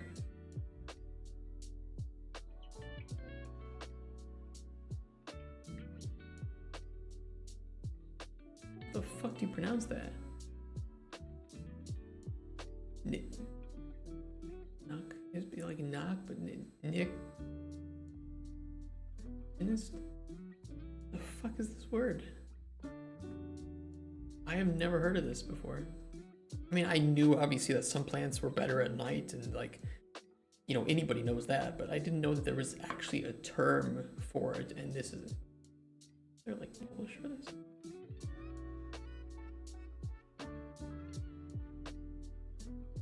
You guys can tell me if you've ever heard of that. It's very similar. Nick Nasty.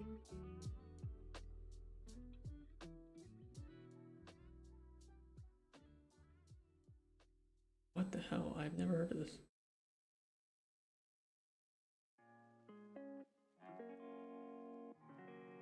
Yeah, pronunciation, please. I don't trust these YouTube things that tell me how to pronounce this shit.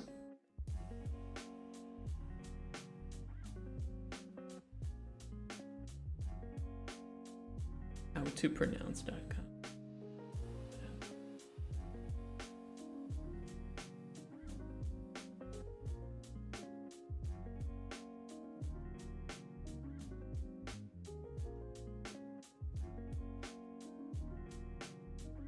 Nick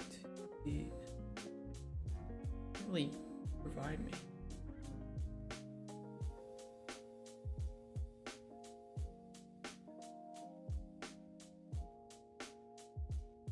So it's I still don't know how to pronounce. Okay, so it's like their circadian rhythm is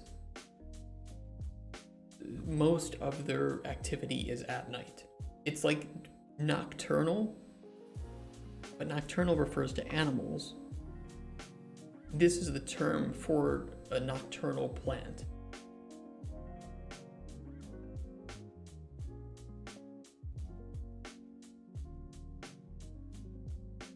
I've never heard of this. Okay, what was I saying? Okay, we're gonna have a little bit of, I'd like to have a little bit of farming in the game. But it won't be a main focus of the game. It will just be a tertiary system to augment any mistakes or needs.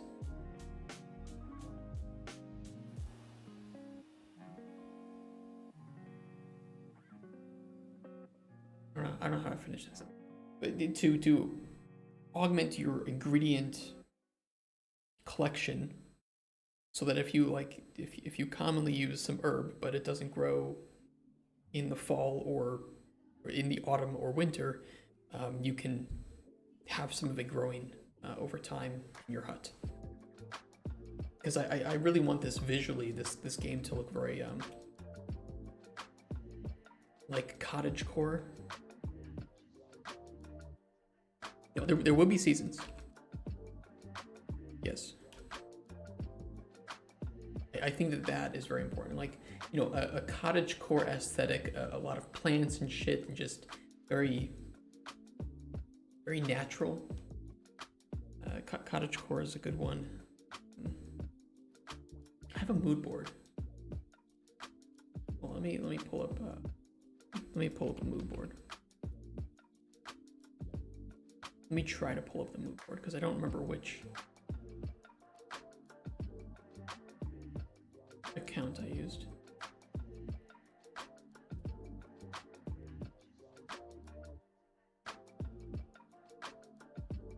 This one?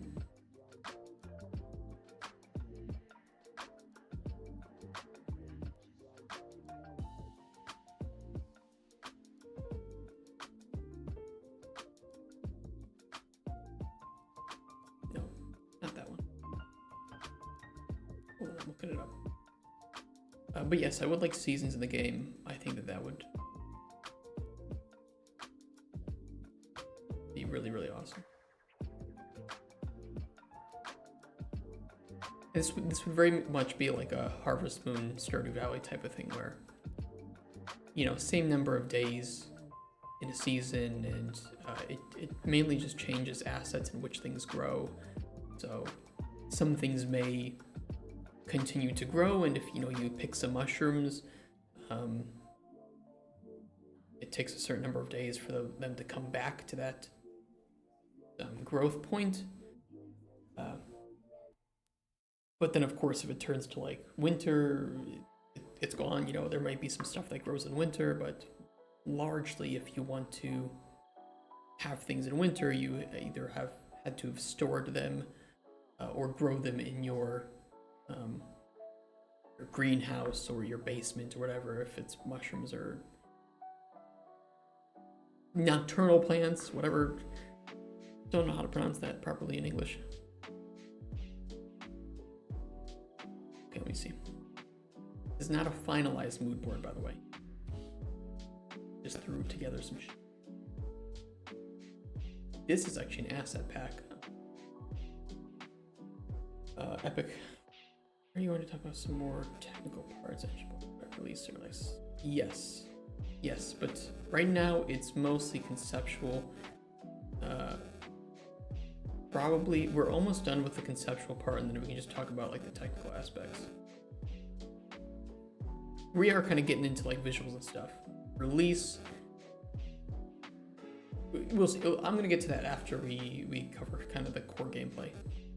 Because right now it's just like explain what we're building, what the concept is, and then we'll constrain it after that. So it is jumping the gun a little bit. but that will be today, that I'd like to go over that. So we want to go for something that's very stylized, kind of cartoonish, very soft, generally softer colors and palettes, is the way I see it, but also something very colorful, kind of mystical and enchanting, but still organic in that feeling, oriented around nature and being surrounded by nature, both flora and fauna. So we have some nice images here of various things that kind of inspire that feeling of being in this fantastical world, surrounded by things that you don't really know, either what they are or how they look.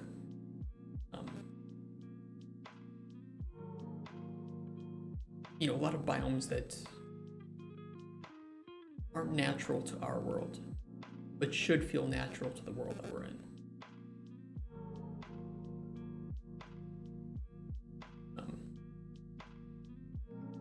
I have some creations for Midjourney. It's great for concept art for somebody who can't do any art like me.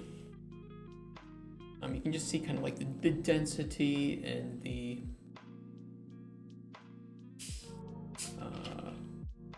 what's the word? Complexity in a way, but everything still fits this theme of just being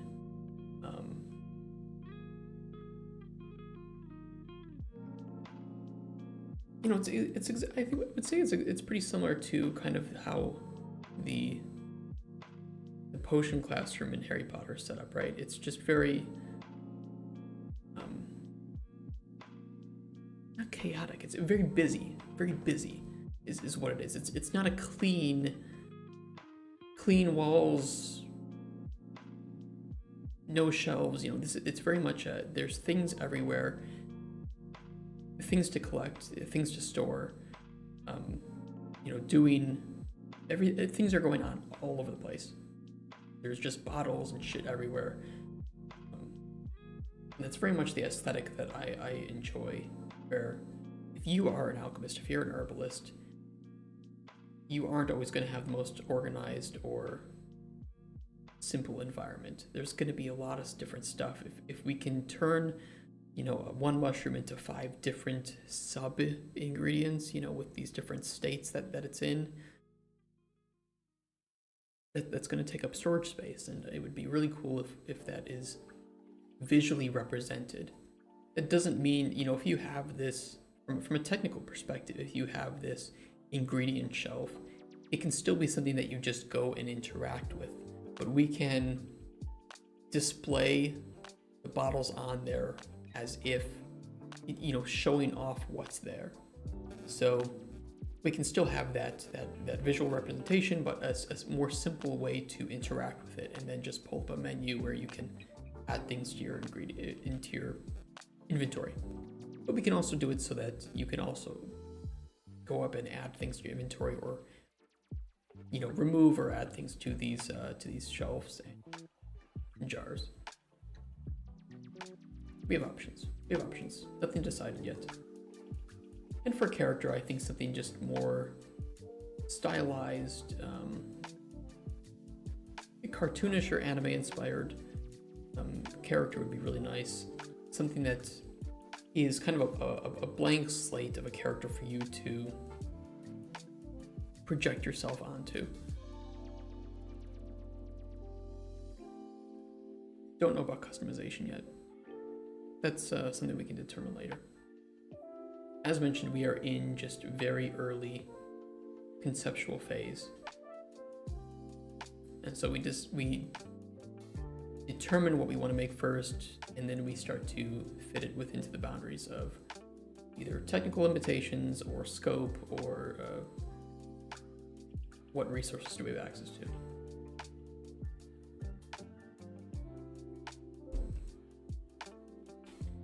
I spilled. It's a good thing that it's zero. So there's no sugar. Oh, oops. I got some on my pants. It's okay. It's Pepsi. I've had worse things in my pants. Okay, let's finish this up. We'll get to technical things, because I have held off on writing like a proper one sheet for this game until now, specifically so that we can do it on stream. I think we've gone through that. Yeah, we mentioned cooking. I'd like to have food that you can restore, like health and energy or buffs and shit. These are both things that need to be prototyped. They may not fit the game. We'll see. We covered quite a bit of the alchemy and crafting. Ingredients have multiple effects, varying tiers. We went over that. Mixing ingredients in a cauldron results in potions with the lowest tier effect, corresponding to the included ingredients. So if you have Restore Health 1, Restore Health 2, you combine them, you're only going to get that Restore Health 1, not 2. You need to find a way maybe to augment that ingredient to have a better Restore Health, or to use a different ingredient altogether.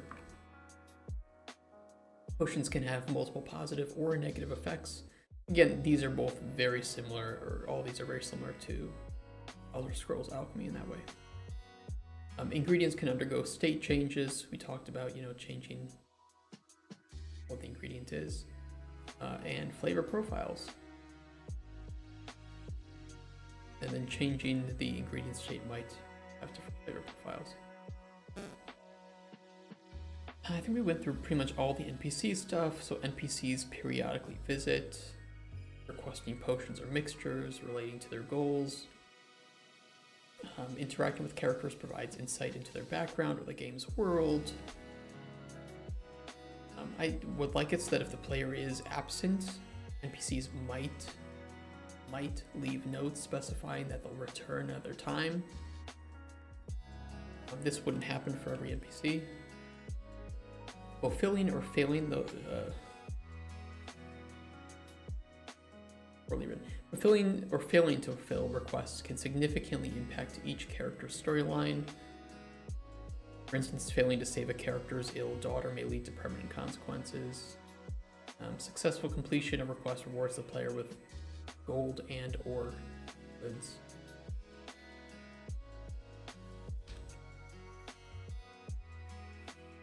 Some quests may offer the option to forego gold rewards in exchange for valuable materials.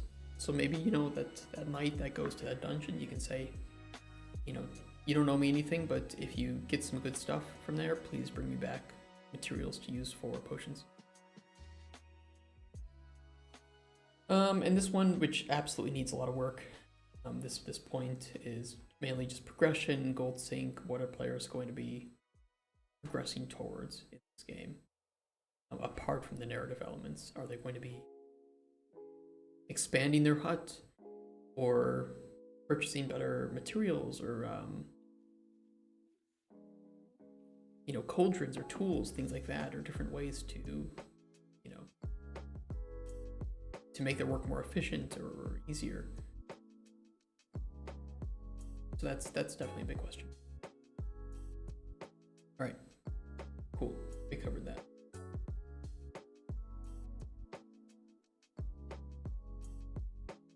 Good enough. Getting on to the technical aspects. Let's just put it in here. Whatever, I'll just put it here. Okay, just put a break. Technical aspects. See, without aspects, you didn't know that it was technical. Going just from your points exactly, from engine to perspective. Engine is Unreal 5, of course, because I'm not going to use anything else. No, we're going to use Unity. Yep, that's a great idea. Engine 5. Unreal 5, and I think that we can make great use of both Lumen and Downlight here.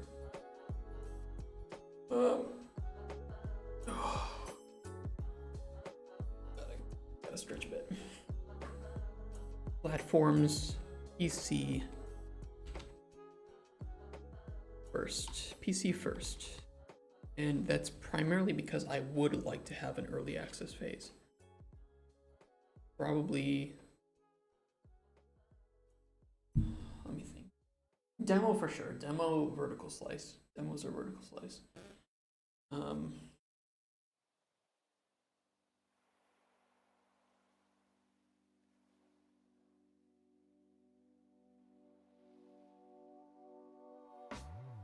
But well, PC first mainly because it's so much easier to do upgrades without having to worry about console certification and technical requirements on consoles.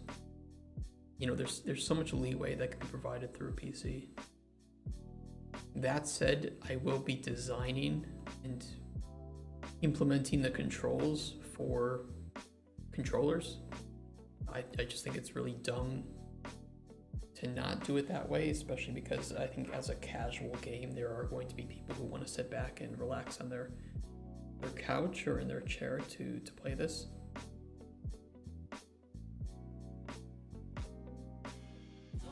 From a technical perspective, though, getting this to run on anything mobile would be difficult. No Switch.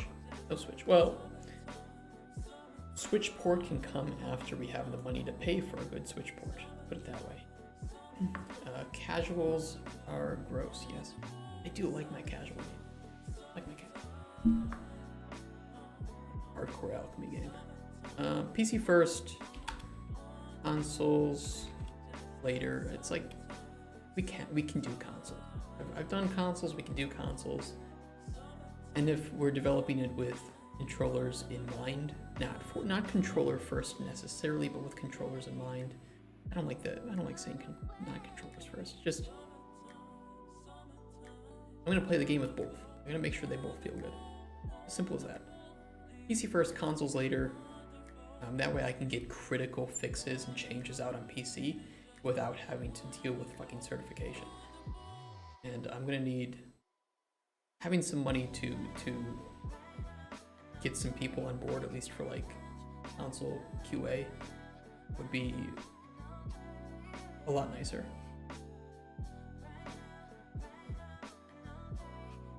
Like dev kits and shit. Like I don't want to deal with console right now. PC first. I think that where would the market be mostly for this type of game?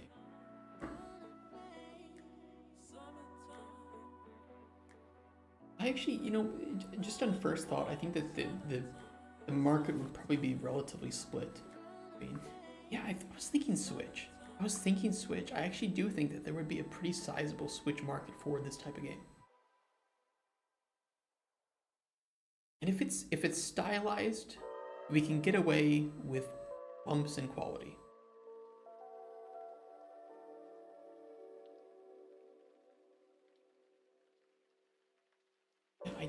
I think you're right. No, I don't know. Actually,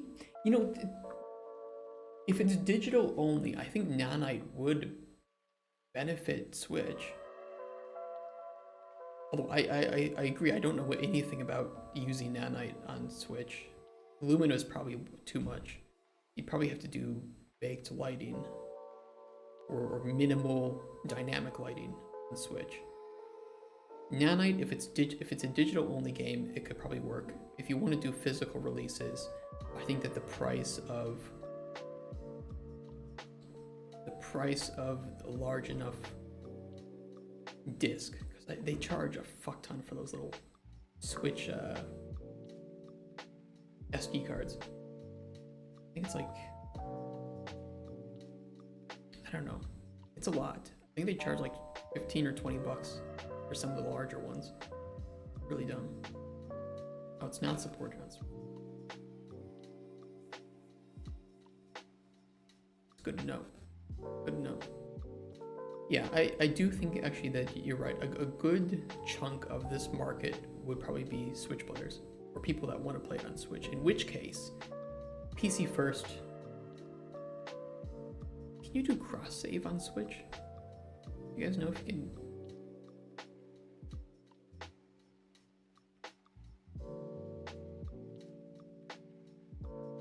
you'd have to have like some account. That's so much back-end bullshit.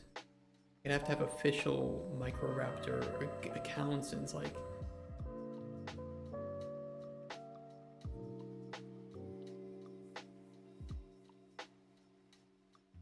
what's EOS? Is that something I would know? Oh, I keep bumping this dude. I'm moving the location of this. Does Epic do cross save with Switch? I didn't know that.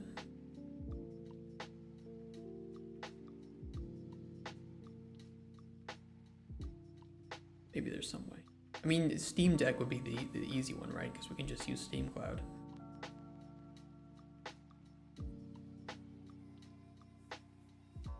I'd have to do some market analysis.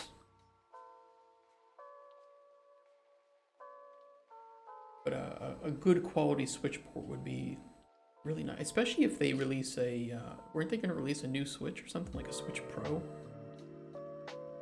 sometime? What was that, Switch Pro?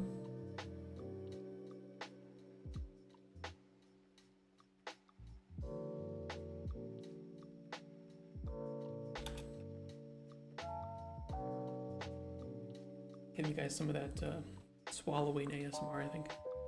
Sorry about that.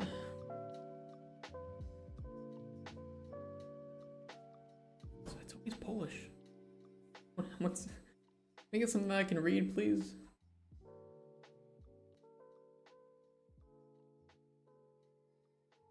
The Pro Controller. Get out of here. No, I do think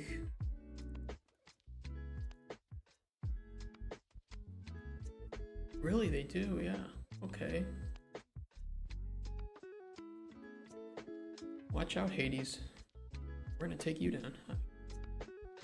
Hades is so good. I think Hades might be one of the best roguelike games ever. It's so good. It's just, everything about it is so great.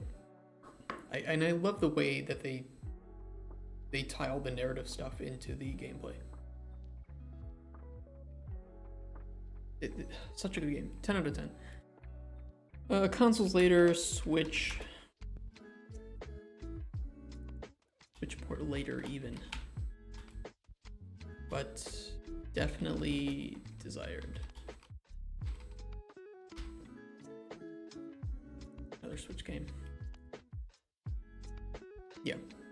We gotta make money first, but you know, if we can get that successful game, either with a publisher or not. Hello. That's all I'm gonna say. I'm just gonna everybody new, I'm just gonna give awkward hellos in chat. Hi, welcome to my stream. We're playing League of Legends today. Yeah, so we can do PC first, consoles later, and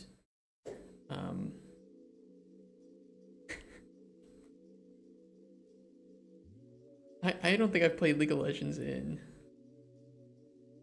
I remember the last time. The last time I played League of Legends, I rage quit out of a match. I played one game with bots to not feel so salty, and then I never played it again. I can't play that game. I get too angry.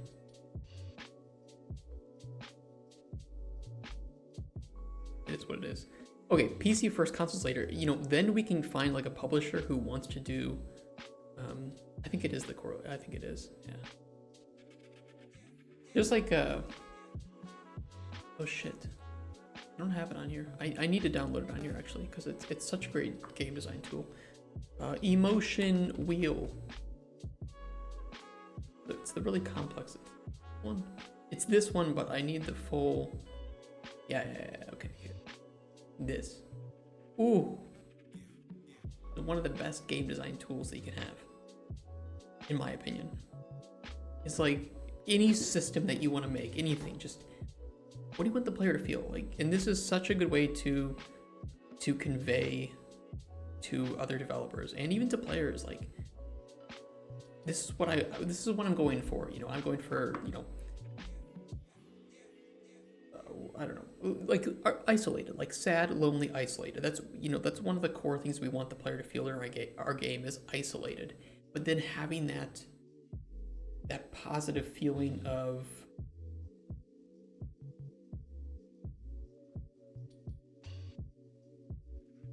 aroused. It's something. It's here somewhere.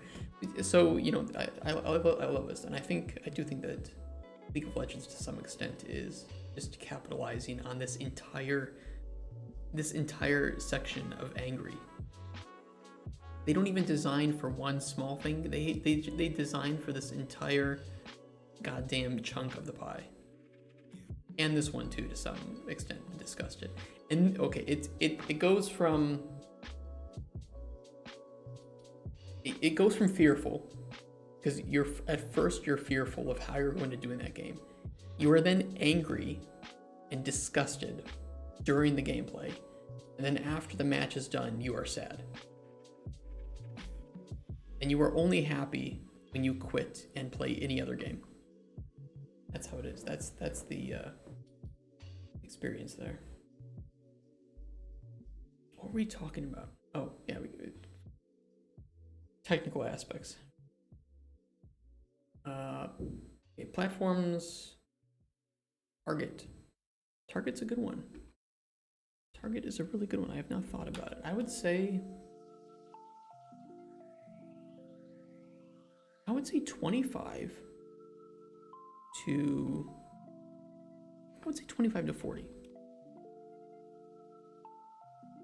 Split male, female.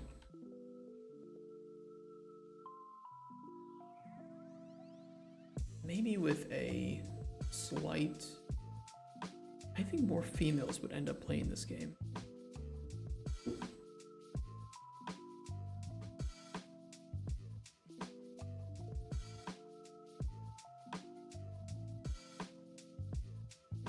I do think this game would cater more to a female audience, but only by a margin of maybe 10%, 10 to 20%.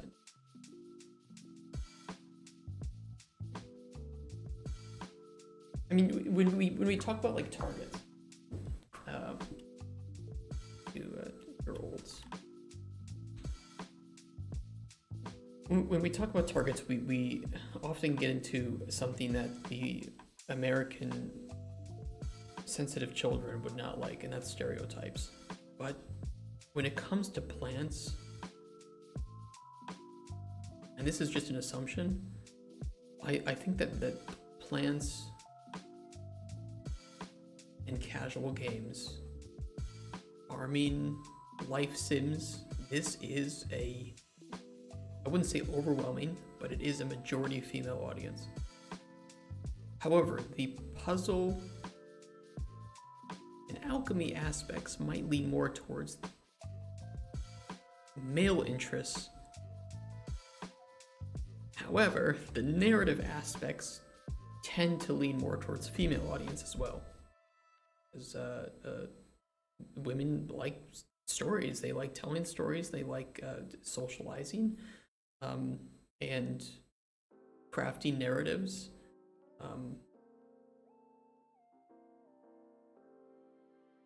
You know, if take a good series like Mass Effect, for instance, and I think by and large, what men really enjoy, and I'm not saying they don't enjoy other aspects, but what men really attach themselves to is a lot of the action and the combat. But the women, they attach themselves to the characters and the choices. And again, not to say that they don't enjoy that cross-pollination, but by and large. Yeah, gardening, making things, yeah, stories. And I think that this game really leans into that narrative and natural aspect of the game that I think will appeal more to a female audience. We just like to kill, yeah. No man is unhappy if you give them doom. Let's put it that way. And no female is unhappy if you give her The Sims. I don't make the rules. I just analyze them and use them in design practices. But if you switch it and you give a man The Sims and a woman Doom, I think by and large they're not going to enjoy it, or they're not going to get the most out of it, in comparison to if you did it the opposite way. I mean, you can just look at the packs that come out for The Sims are generally not packs that don't seem to appeal to a male audience. I'm gonna bump this so many times. I'm moving this somewhere else after the stream. Actually, I might move it to the other side. We'll see. Because I can't type with this thing. Yes. Like, I don't mind playing The Sims, but I definitely don't play it the way it's meant to be played. I make me in The Sims. I make that character into a game developer. And then I build the house that I want, and then I die and I have no interest in it anymore. Okay, the Star Wars it dies. Yeah, exactly. No, I just make mac and cheese. I don't want anything other than mac and cheese. The Star Wars pack for Sims is, what are they thinking? It's so dumb. They could have made it something interesting, but it was just, I wonder who paid for that. You know, I bet Disney paid for it because they're like, okay, Rey is female. We are diverse and we want to appeal to female audience more. So what are the games that females are playing? The Sims. So let's have a crossover pack with Star Wars and The Sims.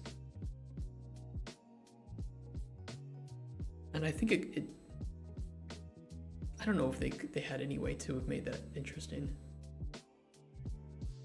Yeah, that's true. It was based on the Disney World, but Disney World is like family. It's family oriented. It's I would say Disney World is equal amounts male and female there, and especially the we've been there, and the advertisements are roughly split male and female, and the sections, but.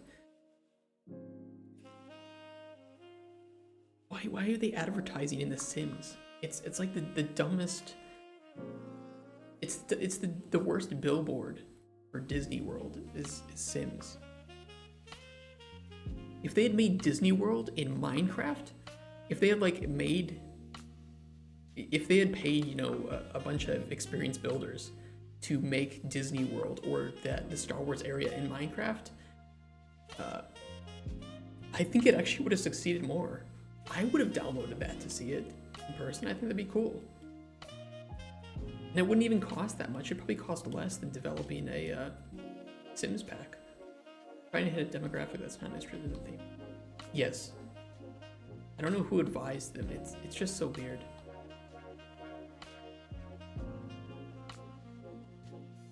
It's so weird. If I had any choice, I would have gone with Minecraft personally. Because it's like kids are playing that. Kids love Star Wars. Kids love Minecraft. If you want, kids guilt parents, right? If kids are saying, I want to go to Disney World, I want to go to Disney World, a lot of parents are going to give in or start to save up money for that. And so what better way to advertise to... You don't want to advertise Disney World to a bunch of chicks in their late 20s still hanging on to The Sims out of hope that it will one day be good. Shots fired, I know. But it's the same with guys in nostalgic MMOs, right? We're all playing World of Warcraft or RuneScape or Guild Wars because we have hopes that they'll still be as good as they were in their heyday. Useless to normal gameplay. Sims players hate packs which don't enrich the usual gameplay. Yeah, they do that. I think the cottage living one was good though, right? Didn't people like that? The cottage, whatever the fuck it was.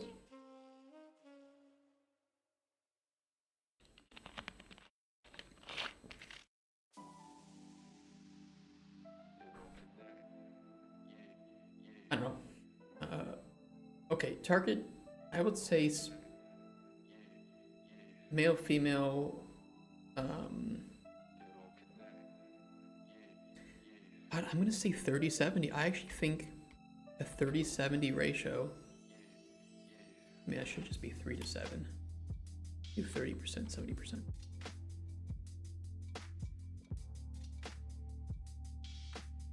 I actually think that that is probably the most accurate for what the game is going to have.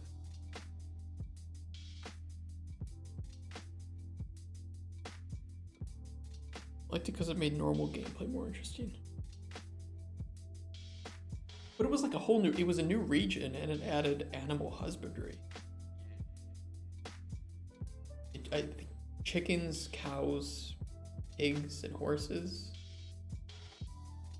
It's pretty cool. You're right, it doesn't really change the gameplay, but it does give you more options for what kind of character you want to make. And now you can have this farming character. You guys can tell me if I'm weird with that 30-70%, by the way. Release. Obviously, where we're going to release. Early access Steam. Free. Steam. Let's just do the street. Steam, and EGS does have it. But then I have to consider.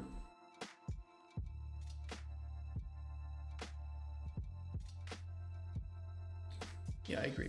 I don't think nobody was asking for Star Wars back. Just did it because they're shameless.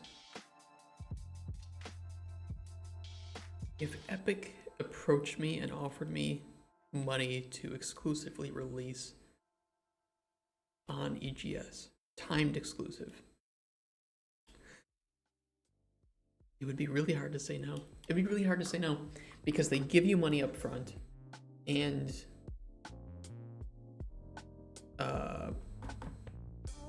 Epic takes 8% or 12% or something?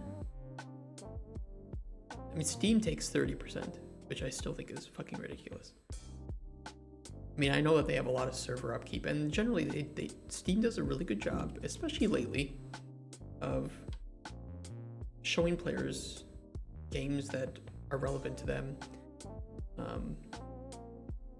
and having stable, good download servers. First releases without percent. You know, I think, yeah. So, but it's only for a certain amount of time, right? And they don't take anything. I did hear something about that.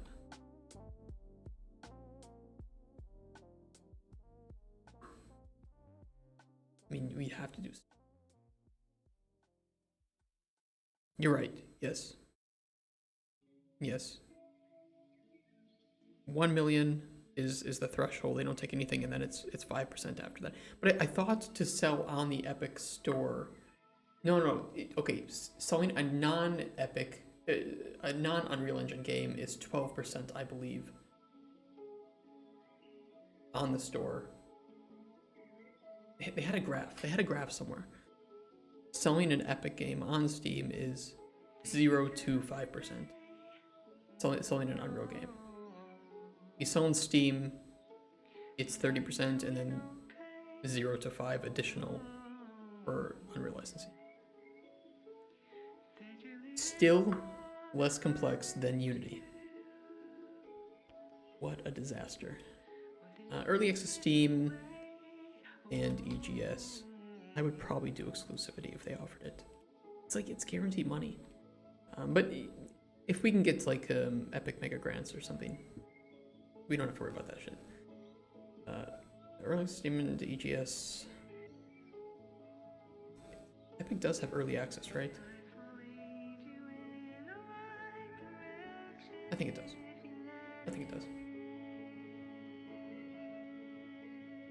I won't put any time frame just because we don't know shit about this game. Yeah, we don't know. Blizzard was early access. Good to know. I think Darkest Dungeon 2 was as well.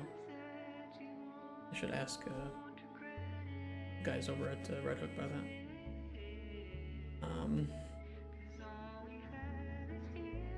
perspective, camera. I think just first person.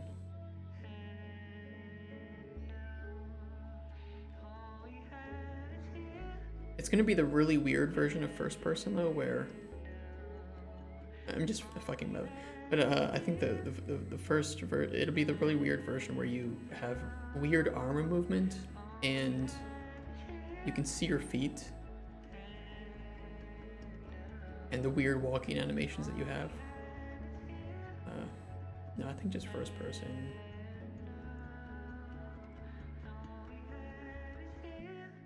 But you know, if there's a game like this, people are gonna want customization, and especially a female audience, they're gonna want some character customization.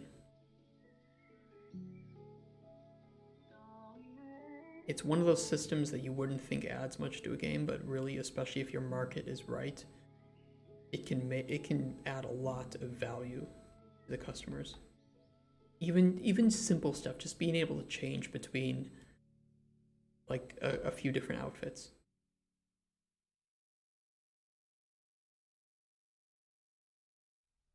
We're thinking too much about it though.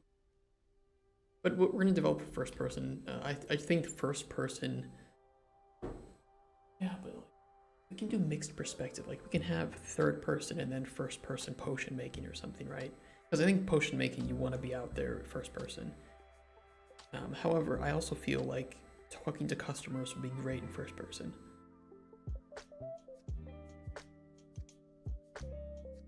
Do we do the optional first and third person like Bethesda games type of thing?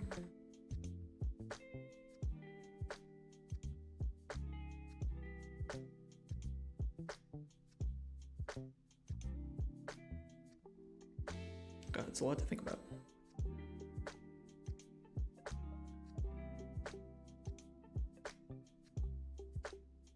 Exactly my thoughts.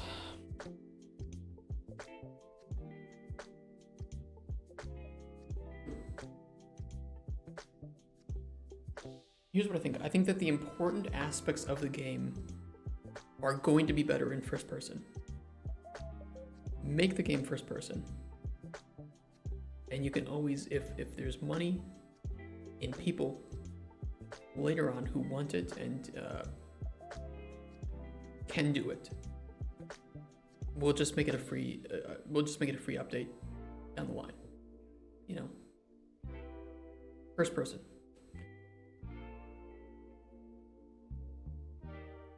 First person for now. Saves me a lot of time and effort with that shit. And then we can do third person if it's desired later. First person, 140 FOV Quake style. No, I'm just kidding. What was Quake's FOV? Or max FOV? I do that for shooters though. I hate shooters that don't go above like 100 FOV.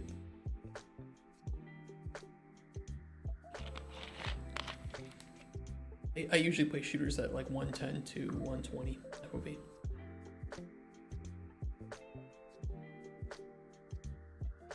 I agree. No, Quake wasn't 90. It wasn't No Man's Sky on console at launch, wasn't it 60 FOV?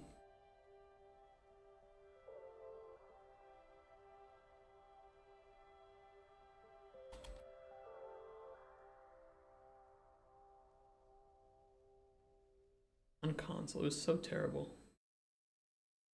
It was so zoomed in. I do agree girls like to see and customize their characters, but this is something that we can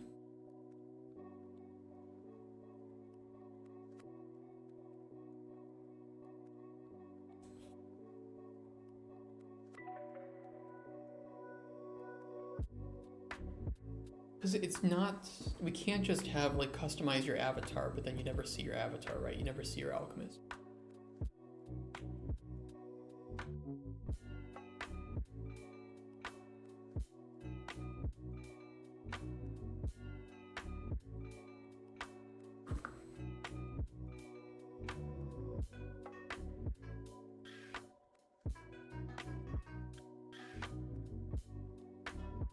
if we do forced first person for alchemy and NPC discussions.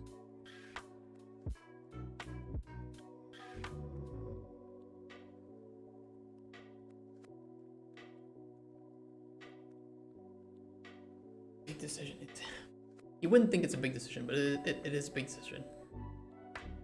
I mean, granted, none of this that we're seeing here is set in stone anyway, right? We haven't even loaded up the engine at all.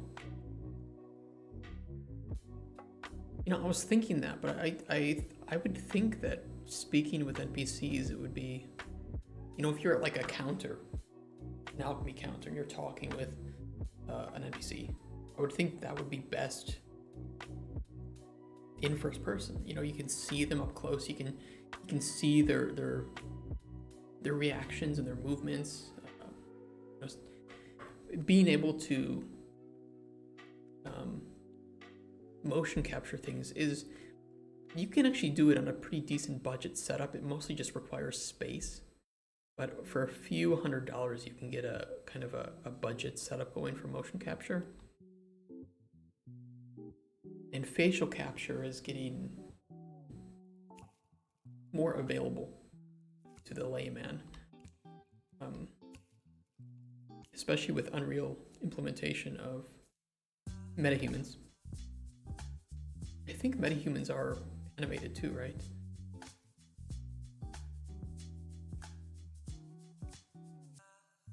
The thing is, you know, our vertical slice needs to just have, I would like, you know, just one NPC as an example. And from there, if we realize that it's just taking so much time and money to make this at the quality that we want, we can adjust it from there. If the same skeleton setup as the mannequin, so you can use any marketplace animations with. There's got to be something on the marketplace, right, to help with like facial animations. I mean, even if it's a little expensive, not only do they do sales pretty often, but I imagine there's a solution that I would be willing to shell out the money for if it's something that would actually work. Let me see, let's just do facial.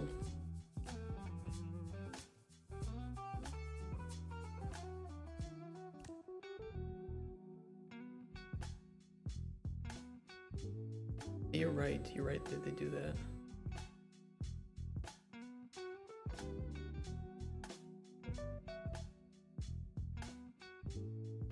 Most of these are just already rigged. I was looking for like some back end stuff to support it, but I think it's just going to be a technical challenge that we just need to dive into and figure out. You know, make some recording with our phone, and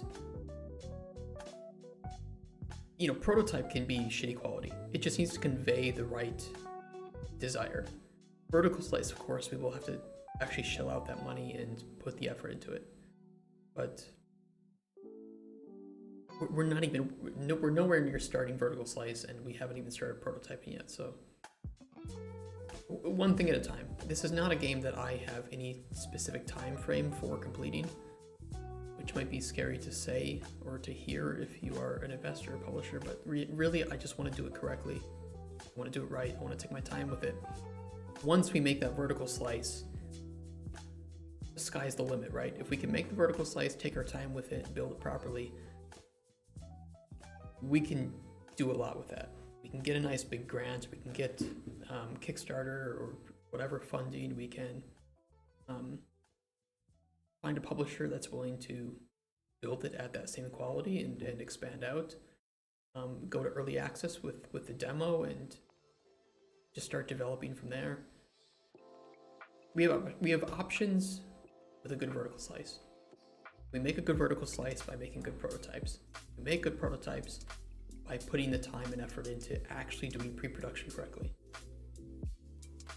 I've worked on some games that did not do pre-production properly. It suffered. So what do we want for perspective?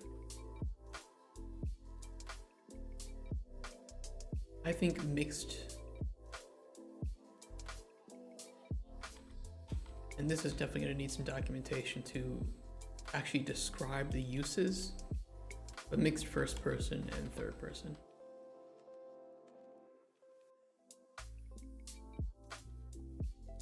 I know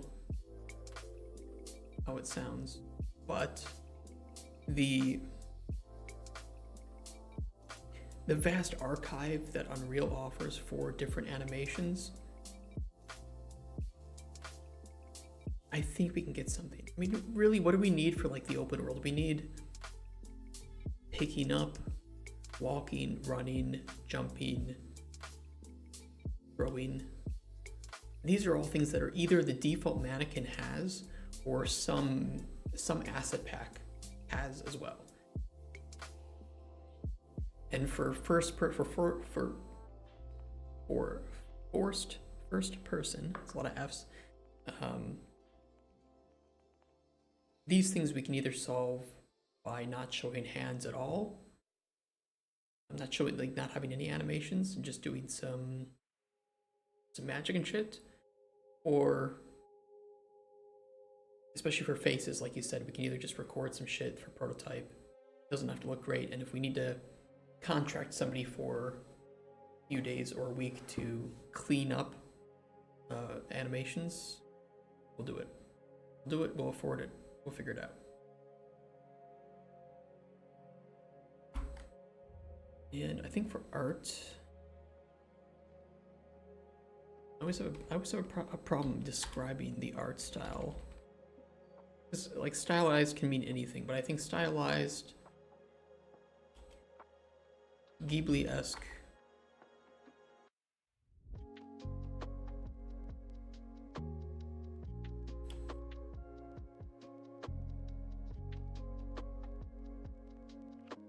I don't know if I would say like low poly, but more just, can you say medium poly? Like, it doesn't have to be, I don't need a million triangles in a jar of ingredients, but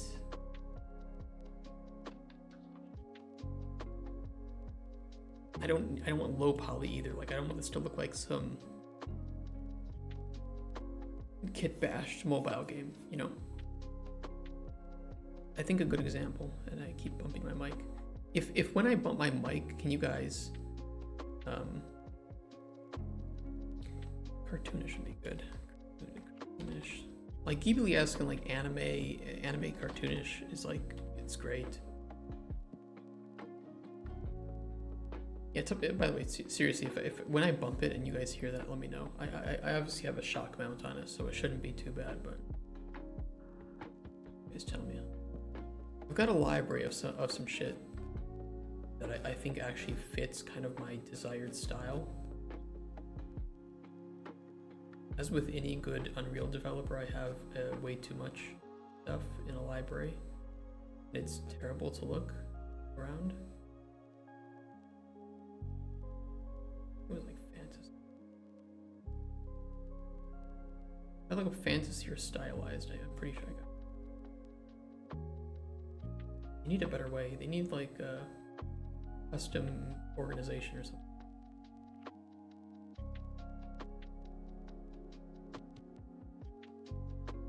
Actually, I think some of this stuff looked pretty good. Let me see what this one.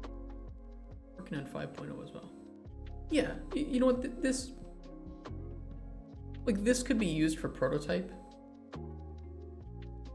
And it would be damn near what I'm kind of looking for. Yeah, like I might even just like load up this level and just use it for prototype. And throw some house in there, some hut.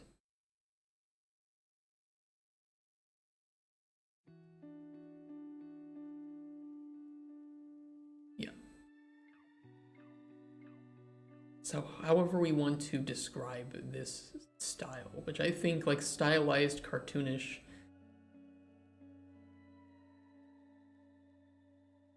I think this works.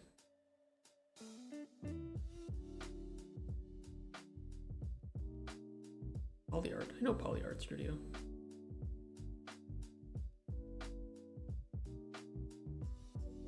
Nice too. It's all updated too for 5.3.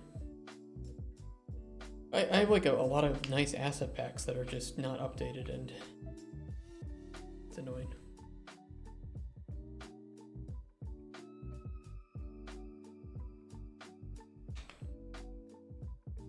And I don't like that I can't filter. I don't think I can filter for ones that aren't updated to. Yeah, like this one isn't updated to 5.3 yet. Why are there no filters? Or whether or not it's working with the latest engine version. Really bad. They need to do something about the vault. Terrible. Terrible. Stylized Ghibli-esque anime cartoonish. I don't know, like, I'm just gonna put medium poly. Granted, if we're using nanite, it doesn't really matter, but no, from what I understand, nanite can't work with assets that have movement. Like static, it only works with static meshes. However, if we were like to add like some wind swaying of the trees and grass, I think that would also negate the ability to use nanite, if I'm not mistaken, right?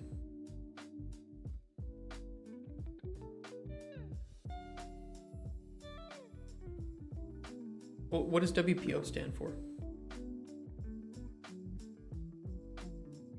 There's so many acronyms in game development.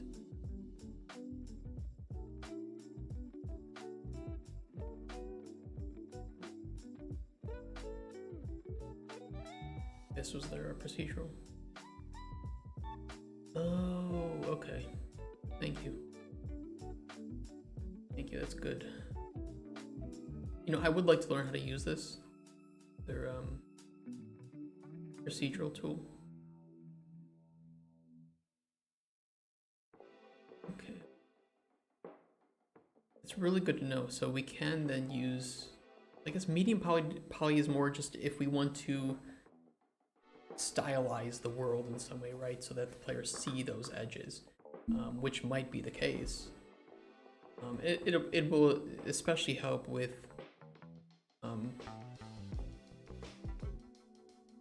comparing versions on different platforms, especially if, switch to like PC, for instance.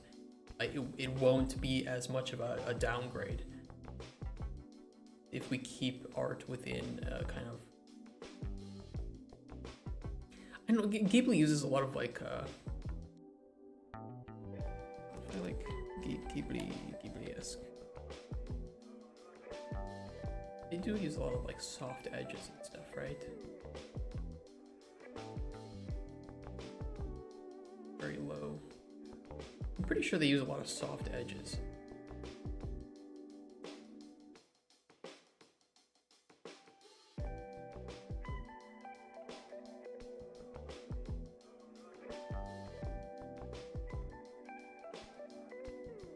They don't like the hard edge, do they? I always think of their style in terms of more like the aesthetic, but like the colors and visuals, but I've never really looked into their sketch, their lines, not composition. It's like, I don't know. I need somebody who knows art to help me with those terms.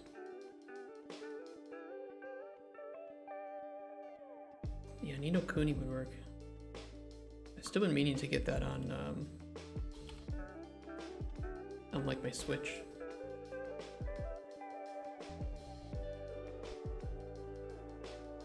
I mean, granted, this was a Ghibli game, pretty much, right? Like they used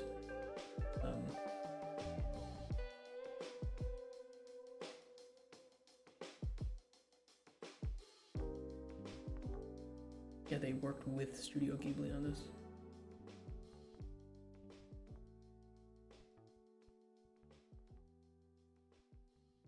A lot of it's like composition and palette.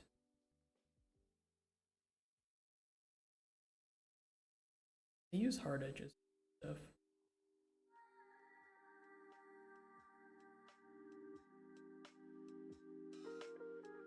I don't know. I have to give the arc thing a bit more work.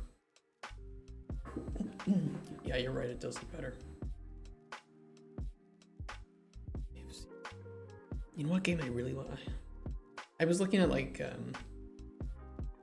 you know, because I'm looking at I see JRPG, and first thing that comes to mind, which is not at all a necessarily like a reference at all. But I fucking love Octopath. I love their art style. I love their use of Unreal Engine to make this game. And it looks so beautiful. It looks beautiful. It sounds beautiful. I love these games so much. So good. Especially that soundtrack.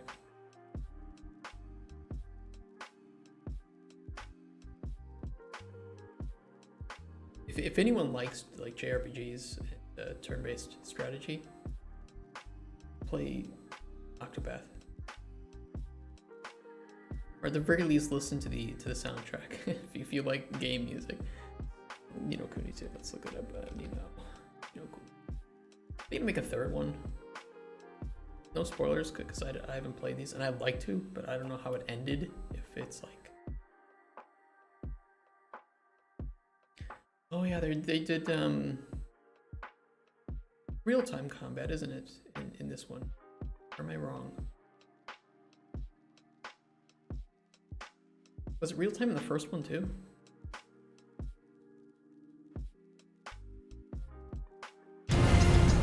Ah, loud.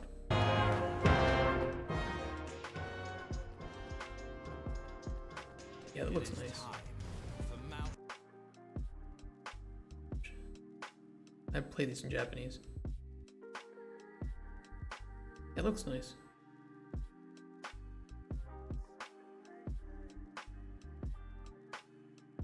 Thing is, I might want more, slightly more complex color palettes than some of Ghibli stuff.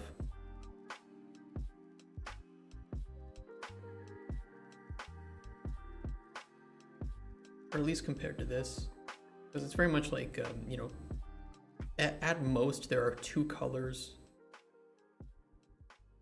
taking place at any time in a given like range. Like her hair, 2 colors. Hair, okay, the hair here is 3 colors, 3 colors. You know, 2 colors, 2 very, yeah, I don't know the term for it, like, not simple, but just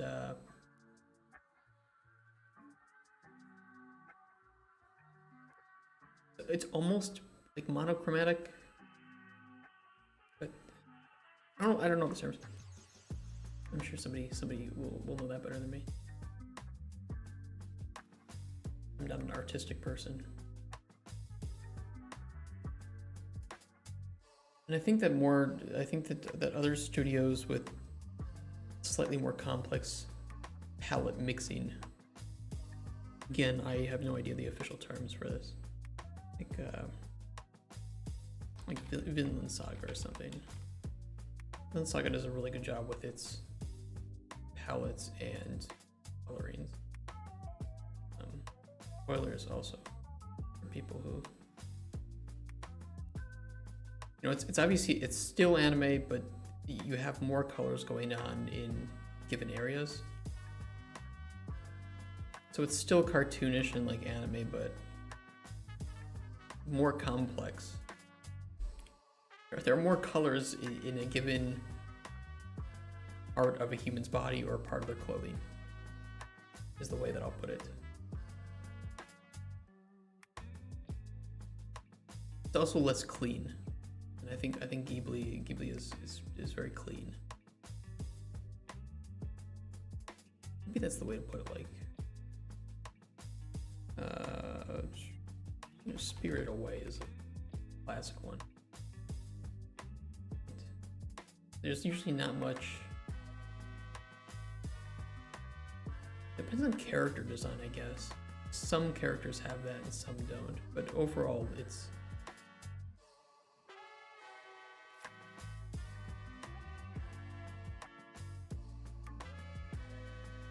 don't know, like their environments are more dirty and complex than their characters.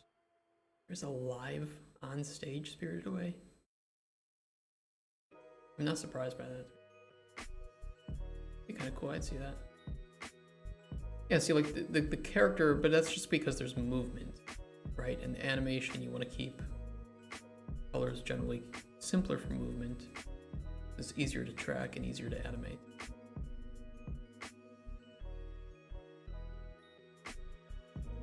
I think I'm just overanalyzing this, to be honest. I'm just fucking over.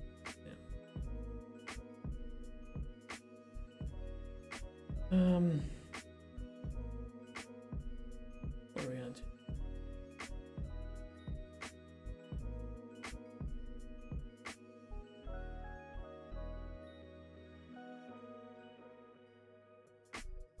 We've covered generally everything. I guess we could go over like rating.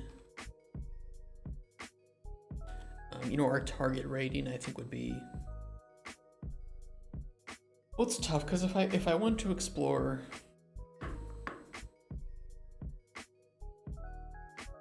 If I want to explore some themes of like, we're not gonna show like blood and gore, but I don't know if like certain themes of death or grief,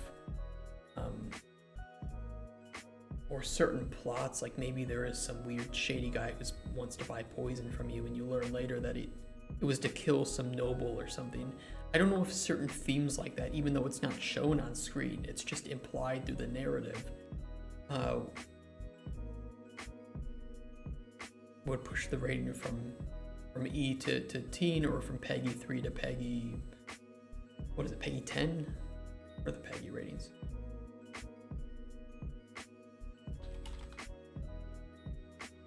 Seven or 12?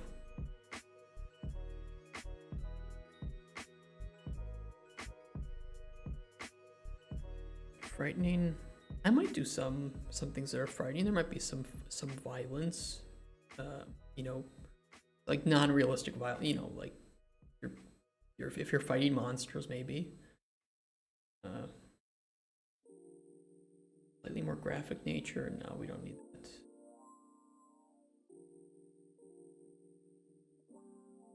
I think 12. Like Peggy 12, and then ESRBT. I know you said that before release, but it's always good to have an aim for the type of content that you want to include.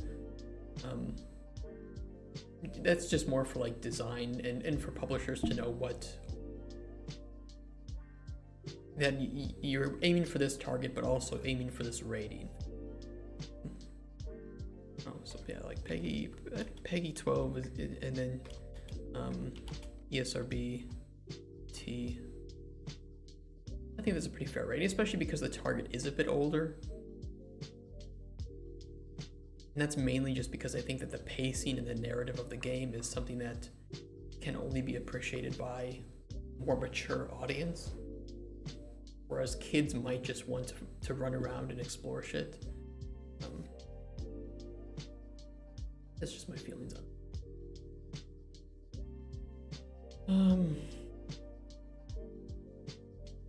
What else might I want to include? Pretty good. It's generally everything from a technical perspective. Unless you guys see something that you think should be there. And these are just first iterations. So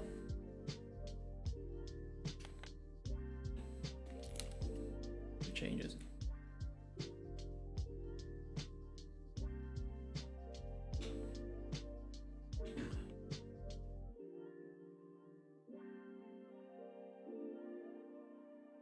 By the way, how's the audio for you guys?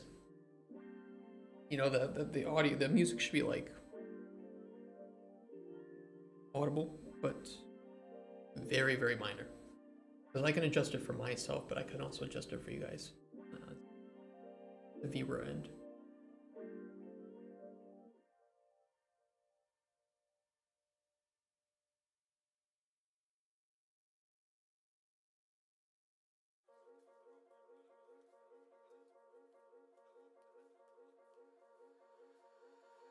And we're testing this out because I'm using a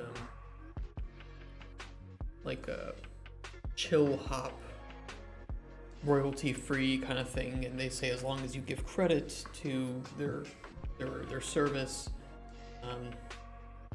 yeah, I'll get to that too in a sec. As long as I provide credit, it should be fine, and I can still monetize on YouTube and Twitch. I like to hear something, but if other people would rather have their own playlist on and my stream on the side, I can also just play music for me only and leave it out of the Twitch and or VOD track. So if we do end up playing like some music that I can't put in the VOD or YouTube, I can specify to leave that out of the recording. But I think it might require twice the encoding. The way I'm doing it now is I'm streaming with one encoder, and then I'm just duplicating that for the recording. So I only have to encode once, and it's a lot lighter on my streaming PC. But if I do any separate encoding, I don't know. If I do any separate encoding for the recording, I think I have to encode twice. So that would be like separating the audio track, I think. But I can adjust it.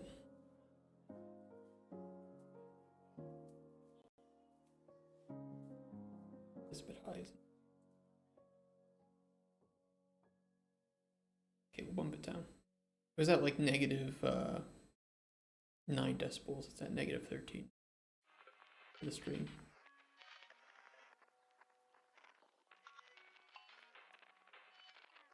I don't know. You guys can tell me how it is.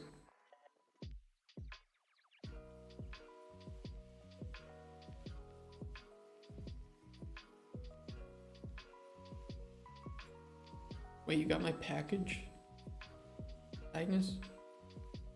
And you had to pay 73 zloty for it? It was supposed to be free.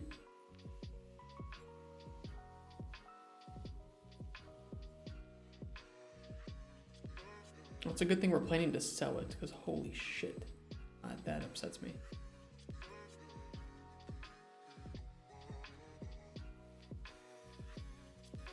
Okay, as long as, well, I think it's a bit better, the audio. I'm gonna bump it down a little bit. I just want it to be in the background, but not annoying for you guys. But for me, I'd like to actually hear it, because I don't just want to speak into a void. I like having that audio playing to relieve me. We've dropped no frames. We're doing good. We're doing well.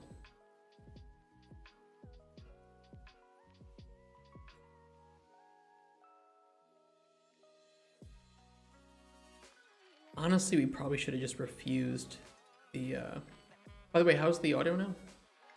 Is this okay, or is it too much? No, we should have just refused that package. So dumb.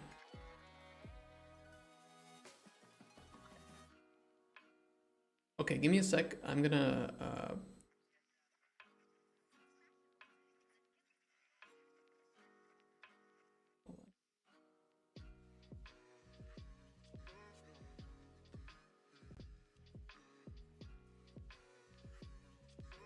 that scene right now, hold on. Hold on, we're gonna adjust this, because I don't.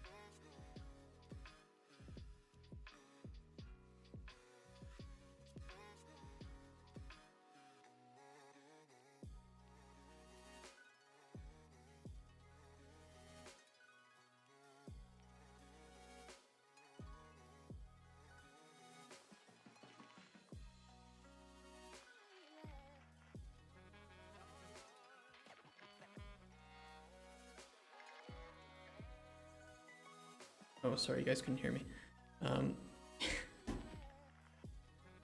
I have to go to the bathroom real quick. But I'm gonna be right back. It's only gonna take a few minutes. We're not gonna wash our hands. No, I'm just kidding. We're gonna wash.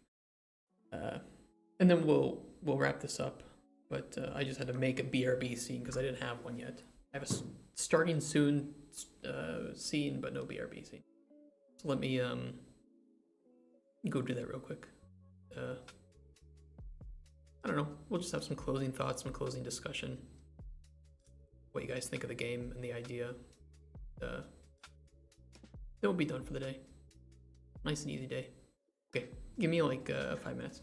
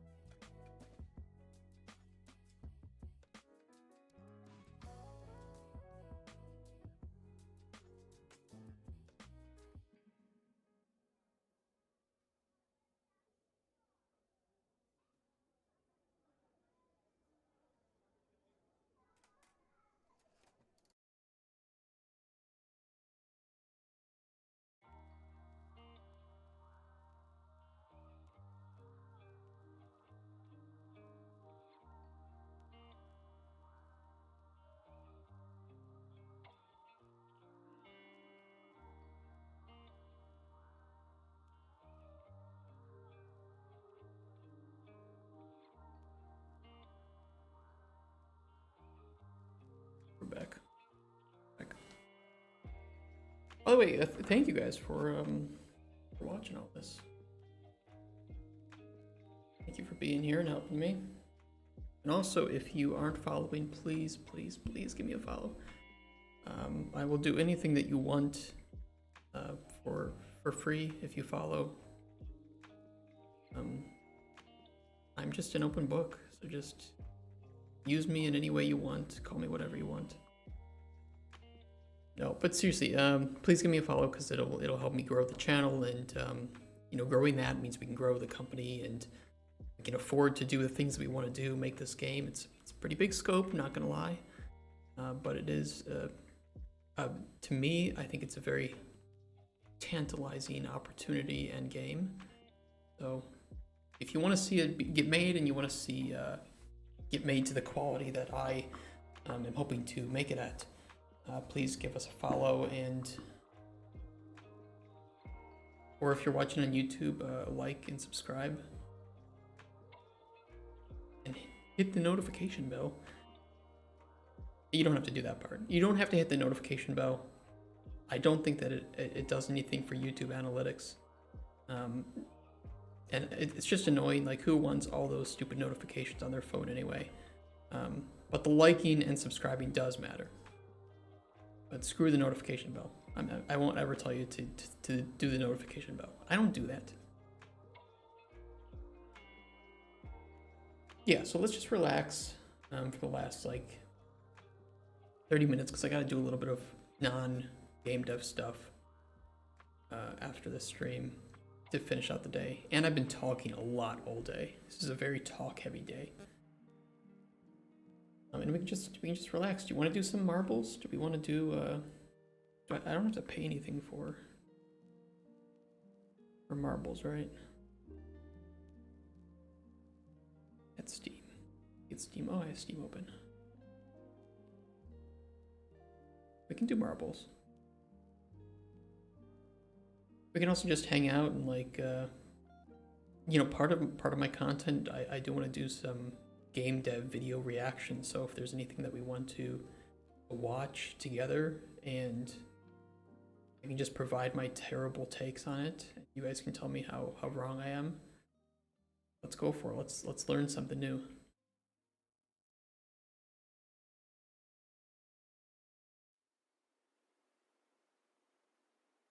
Or if you have an interesting story, like I cut my thumb. Okay, I cut my thumb and I burned my fingers within the last 24 hours. So I cut my thumb because I recently sharpened my kitchen knives, and I was washing it, and I didn't think it was like, I didn't think it was that sharp, but I bumped up against it. I didn't even like slice. I didn't grab it. I bumped my thumb against the edge closest to the handle, which unfortunately is usually the one of the sharpest areas, and it cut me. So oops. And then I burned my fingers because I put them under really hot water today. I was trying to fill up my bottle at work, my water bottle, which I don't use for drinking. I use it to fill my diffuser, and they put the hot to the right and the cold to the left, which is like the opposite of how you're supposed to do it. Am I crazy about that? It's usually hot left, cold right. And they did it opposite. So I'm like, I put it full right because I want full cold water, and run my fingers under it, and it's like boiling hot. That upset me. We're okay though.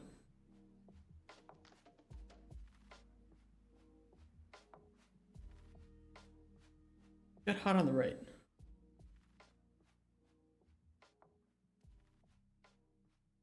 But is it the same for like your shower and shit? Is it hot on the right? Hi. Hello, bonus P64. How are you doing? Oh, and thank you for the follow. Thank you for the follow. I missed that. I missed that. It doesn't highlight these alerts for me. I don't know. I need some better software.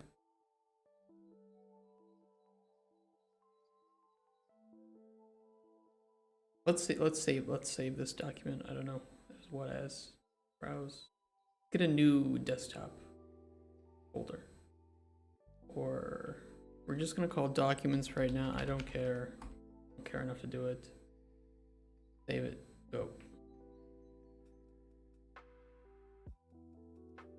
What do you want, guys? We want to look at Steam. Wait, do I have not safe for work stuff enabled on?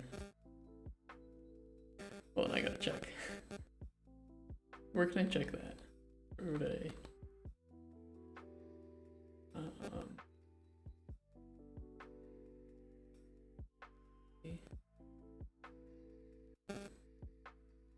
I'm gonna move it to this screen for a second while I try to find if I have not saved. I don't think I do. I have it enabled on my home account because I it's really funny to look at some of the not safe for work stuff. Store preferences.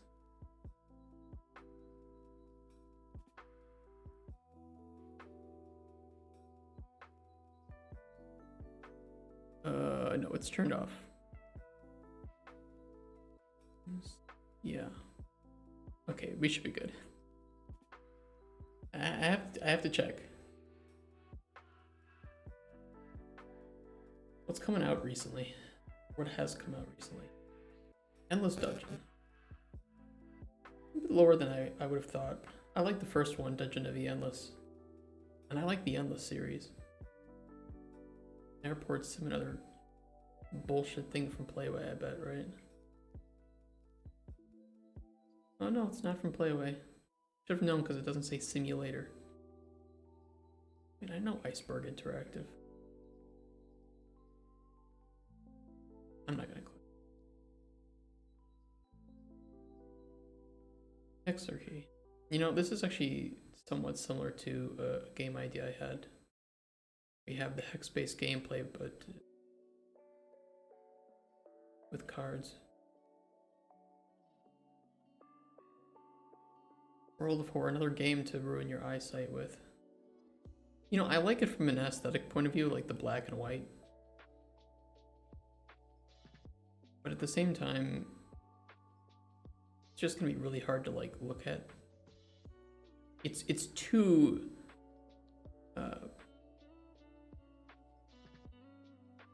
too contrasting. Maybe I'm weird about that. I don't think the game is bad. I just think that it, at some times of day, like usually at night or something, if I want to watch it, the contrast is too much. No. Diablo 4. Why are people buying this on Steam? Why are people buying Diablo 4? Not a good ARPG. It really isn't. Look, if you are looking for ARPG games, I'm gonna be honest. And you aren't, okay, whatever. Just born in 64, let's go. Wait, nope, I want the page. Press the wrong thing. If you're looking for an ARPG and you're not wanting something that is as demanding as Path of Exile, which I can understand, please play one of any number of games that aren't showing up here. Play Last Epoch. Like right now, play Last Epoch. Good game. That's made by a bunch of developers who came together because they loved ARPGs and they wanted to make an ARPG of their own. That game's good. You can play what is it? Grim Dawn. Go play Grim Dawn. Much cheaper than Diablo 4 and very good. You can play Torchlight. 1 or 2. Now 3 or Infinite. Go play Torchlight 2. Great game. Nice and casual. Good ARPG.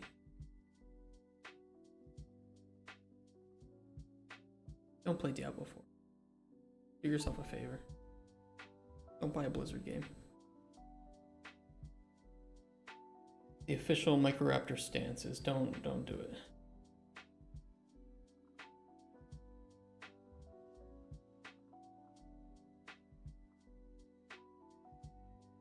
Fatal Zone. Bullet Hell. Yeah, there's gonna be a lot of Bullet Hell games, I'll tell you that. How popular Vampire Survivors is.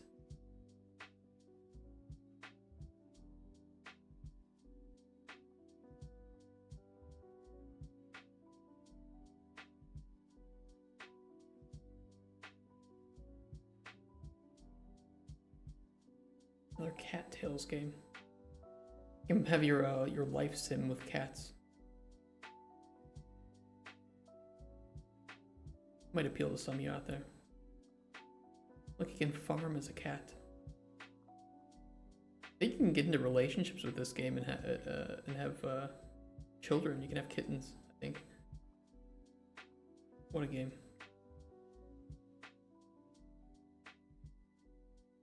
You can have fights.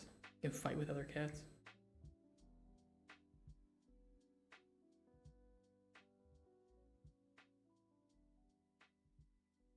Good for them. You know, I'm glad the first game was so successful that they can do this, honestly. Because it's a fun premise.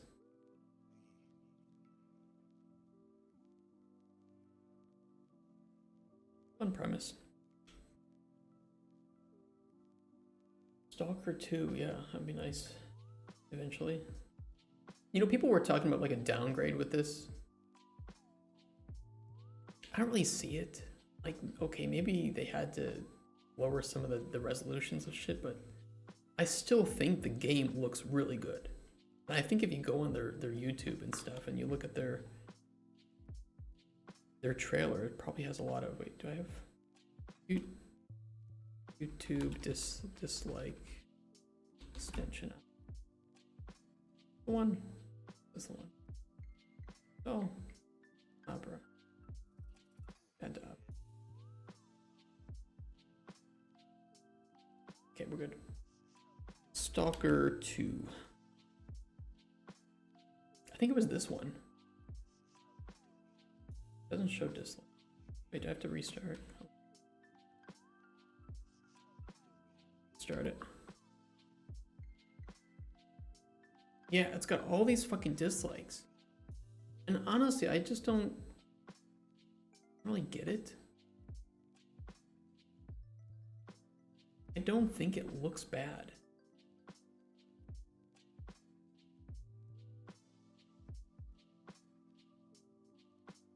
I don't know what people are expecting from graphics these days anymore. But I really don't think that this is in any way bad graphics. It just looks like a gun. It just looks, you know, the textures look fine. They look really high quality. Lighting looks nice. I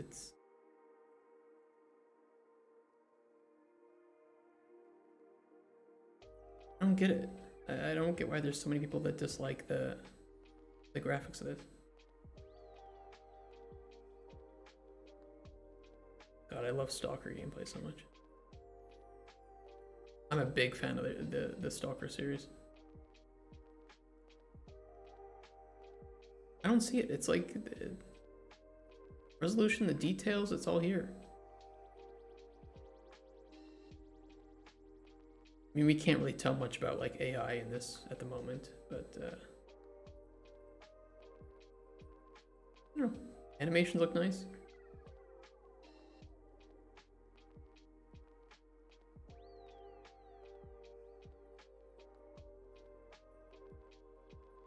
Just looks like Stalker, but much more modernized. I mean, I can understand that maybe people wanted a trailer with more atmosphere. I can agree with that. It's like that is what Stalker does well, right? It's all that atmosphere.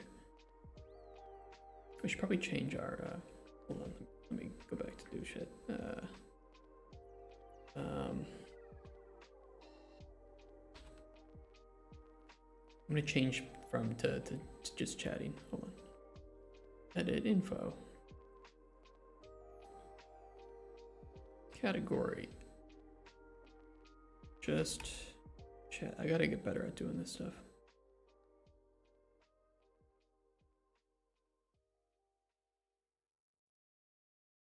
Yeah.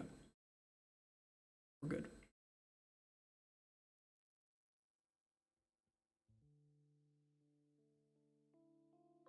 I don't know what you guys think.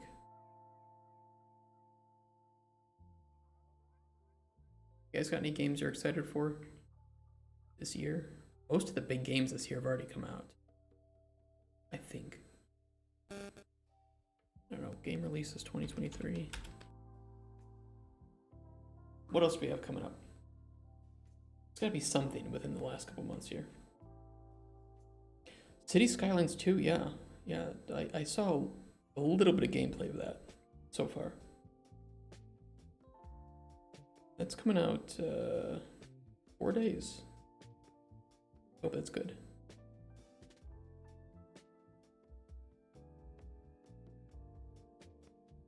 I mean, I get it, but I mean, Stalker is, I feel like, is still very different from Tarkov. The Stalker, it's like you have the main pillars of like anomalies and the radiation, and it's single player, and it's more atmospheric horror than anything. So I think maybe just that trailer was too action focused. I think you and I talked about that trailer though. I hope Cities 2 is good. I just hope they don't do the DLC bloat of the first game. But at a certain point, I think the first game just was too difficult to get into. And you had to micromanage so much at a certain point. Maybe that was just me. I have the same problem with like Planet Coaster and Planet Zoo, where the default states of those games you have to micromanage, especially Planet Zoo in my opinion. You have to micromanage so much about your creatures, your yeah, I always forget it's Paradox. Yeah, you're right.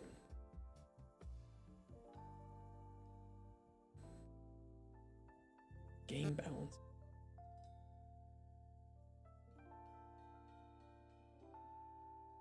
Thank you for the curve. I didn't know what an XP curve looked like until you showed me.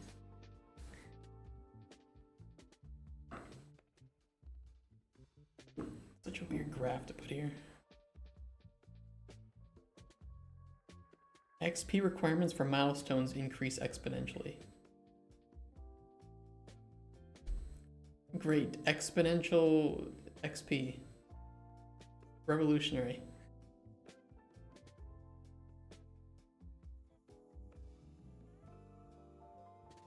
It was a fun one. I think that to some extent having graphs like these is just, it can be useful in some scenarios, but you're just showing me a graph of milestones and XP.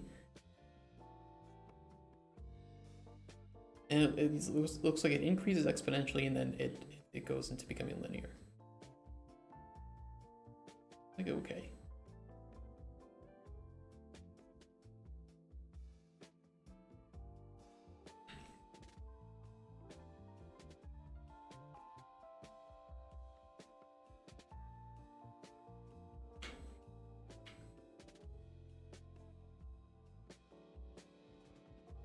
Okay.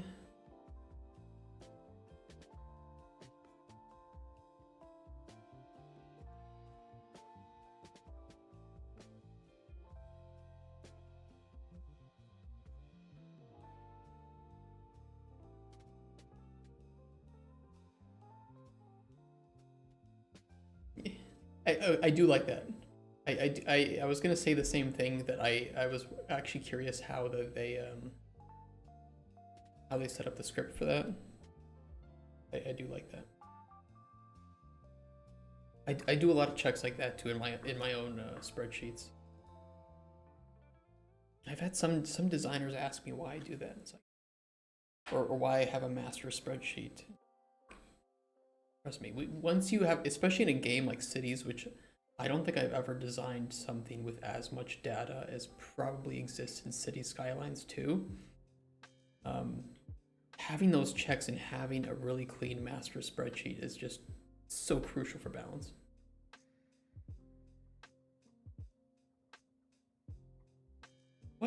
What engine do they use for cities? The Unity.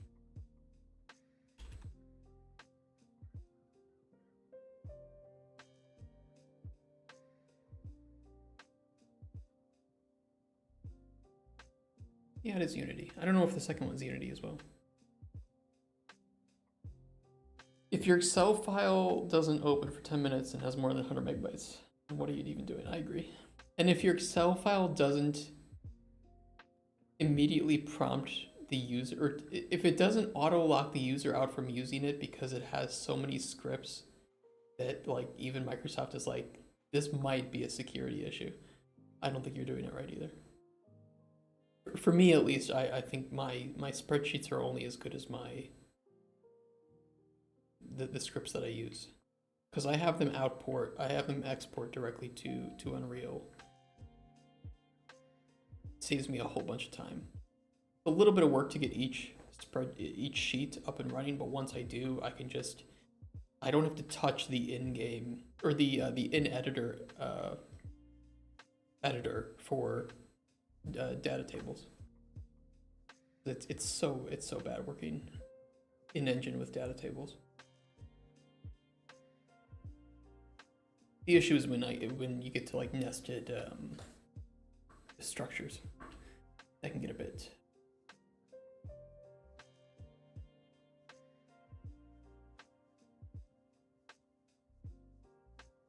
But yeah, Cities 2 looks good. I'm gonna keep my eye on that.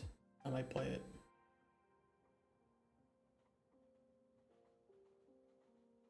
What else?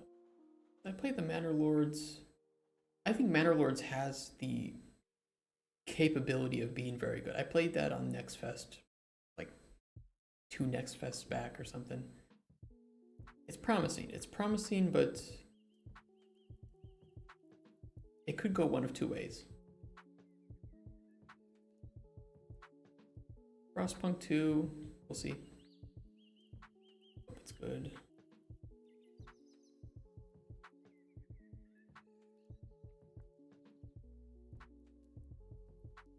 Why does this look really cheap? Something about this just, I haven't seen this, but something rubs me the wrong way with it. Maybe it's just the screenshots they took. Something about this says that they put a lot of money into the art, and that's it. And in reality, this is just going to be something that is popular for like 2 weeks. Could just be bad screenshots, I don't know. General cinematic gameplay. Okay, in-game footage of what? Yeah, yes, you bought a water asset pack. Okay. Oh, look, landscape.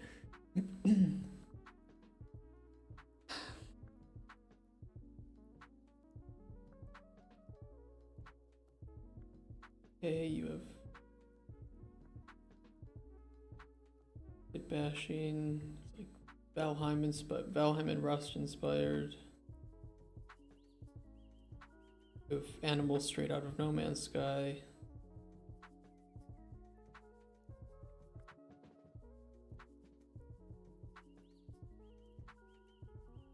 Excuse me? What was this? What was this card game?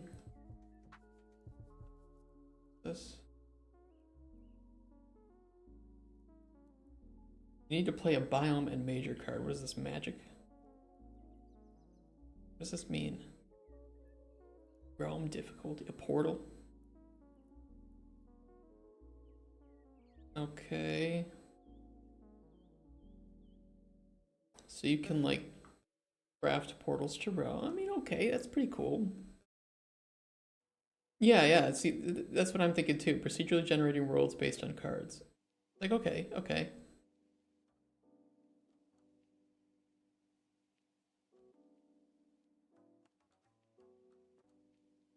There was a Minecraft mod way back. I don't think it's updated anymore, but it was called Mistcraft. And you could find pages that were different characteristics of a world. And you could combine these pages in any way to craft a book, a portal book that would take you to that that realm. So you could craft your own realms and shit. And they were essentially just like you know, the Nether and the End are considered different realms. It's well, you know what I mean. So you could craft your own ones like that, and this reminds me of that mod a lot. The mod was good. Very expensive for a server to run, but like computationally expensive.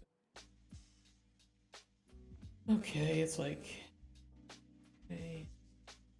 okay, that's kind of cute. The umbrella glider. That's fun.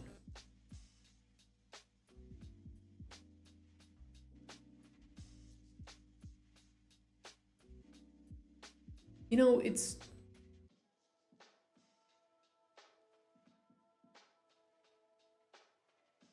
this is another one I think could swing one of two ways. I think that it's not bad,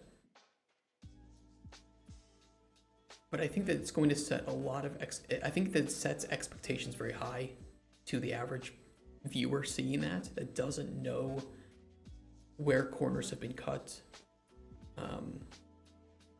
Yeah, I agree it looks random. I don't really... Its aesthetic is just not very... It's like, it wants to be like steampunk and like airship stuff too. But then you have like some just...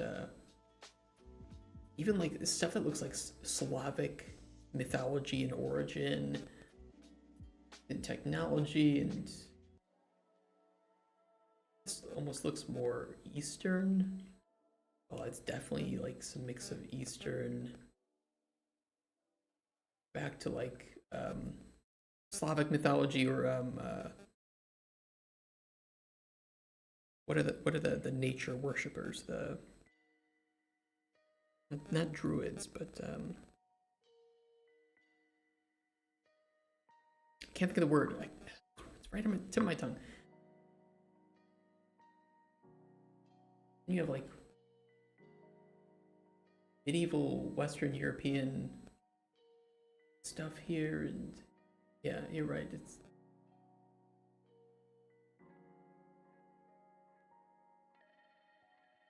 It's weird. But you are like considered a realm walker, so maybe that's their excuse, is that you're moving between different realms, so they can excuse different aesthetics.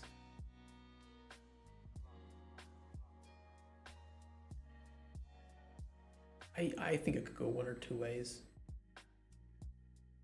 I just think that the survival crafting community, especially the multiplayer, you have to tear them away from already really good games that they're already playing, and you have to get them to play this and stay with this, because they might buy it, they might check it out for a couple weeks or even a month.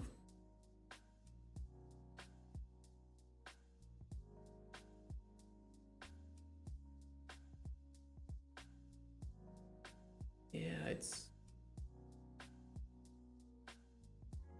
something to keep my eye on. Something to keep my eye on. Our world. And what is this like? Yeah, I was gonna say like Pokemon Pocket Pair. Probably their first studio game. What is this? Bidoof? I mean, it's hard to make any creature in a game like this nowadays and have it not feel somewhat inspired by Pokemon. Pokemon's just, as they've used up all of the creature ideas. And it's evident because even they are making shit that barely recognizable anymore.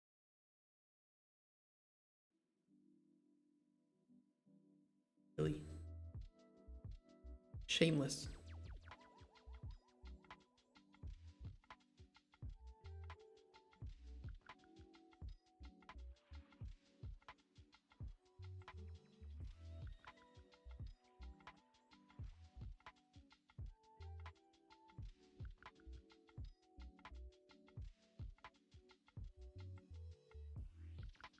This is like Fortnite, but with Pokemon. What is this? Why do I have a gun? Why do I have a rocket? Why are there tanks? This is...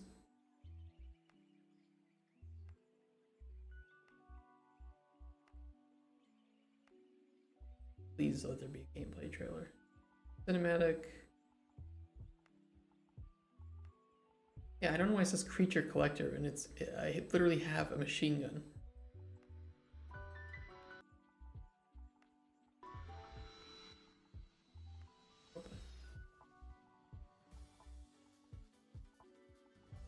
Okay. 4 seconds.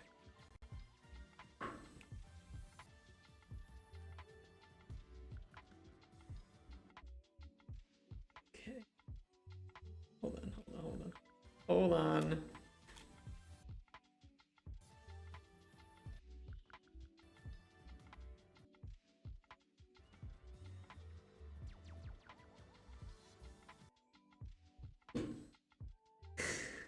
Oh my god. Oh my god. I can't with the lag side.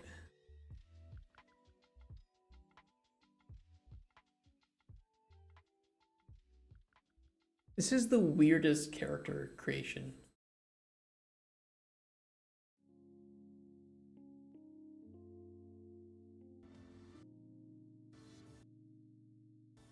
This is so weird, man.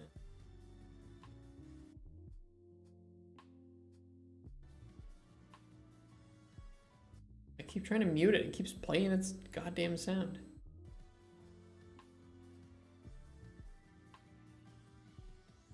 This isn't a creature. This is just this is lemmings. This is slavery. Okay, look. It's gonna sound weird. It's gonna sound weird. I actually think this will sell. And it's purely because of this aspect to it. It's purely because of it's taking a concept that people really like and have a lot of nostalgia for. The creature collection, the caring for it. And it turns it into a meme, a slavery and factory meme.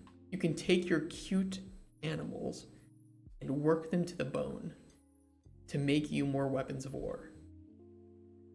It has a meme aspect. I'm not saying it will be financially successful because of that, but I do think that there is a sellable quality. There is a marketable quality to this game. This screenshot alone is actually gold. It is gold. And I think they could have chosen an even cuter creature. Like the people, I don't like penguins, but people like penguins. And golden. This is actually a great screenshot.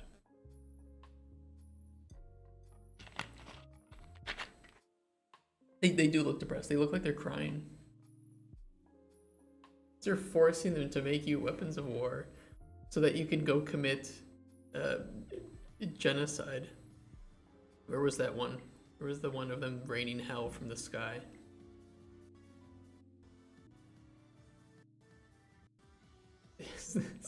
It's so that you can do this. You Oh, look, they are sad. Look, these ones are like crying, and they're sweating. They have little sweat trickling from this.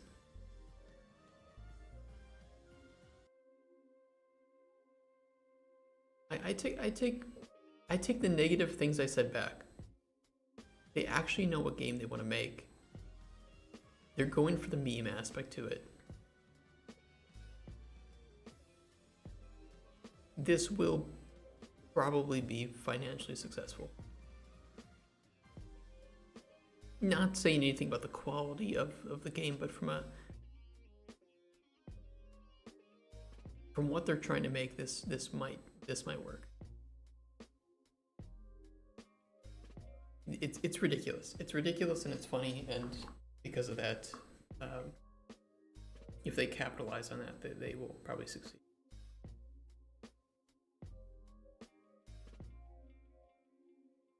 It's fucking funny though. The Chinese? I don't know.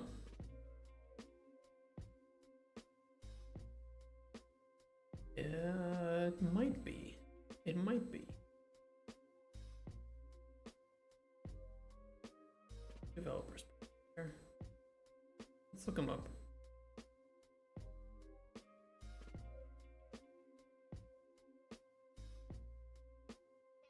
No, it is a Japanese company. Oh, they made Craftopia. Remember that.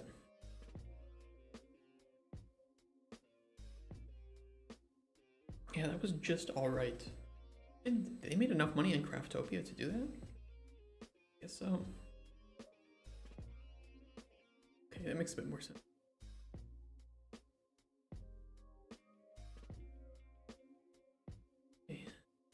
Okay. For them. Sugoi. Arc 2.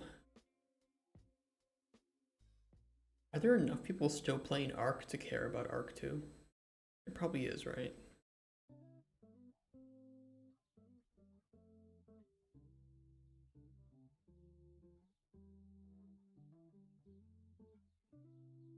Where's Arc?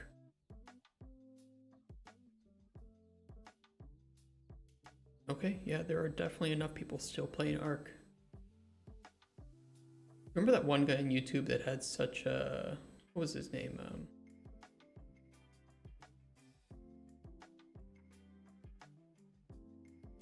Shit. Quantum TV, who had such terrible takes on Elden Ring, and he said essentially nobody would be playing it after 1 week. Okay, buddy.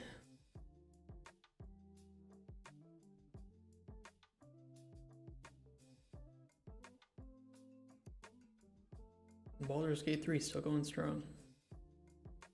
Cyberpunk. I don't think Cyberpunk 2.0 was that great. I still think the game is not that amazing.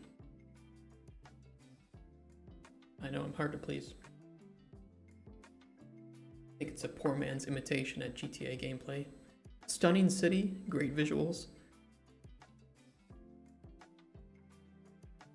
Bland gameplay.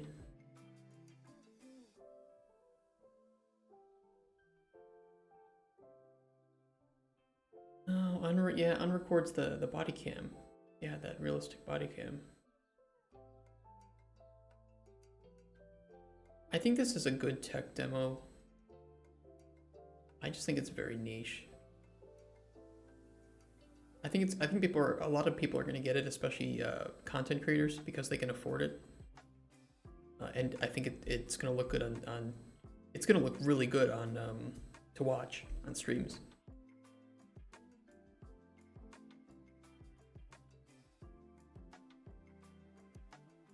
I'd be curious to see how many sales that gets.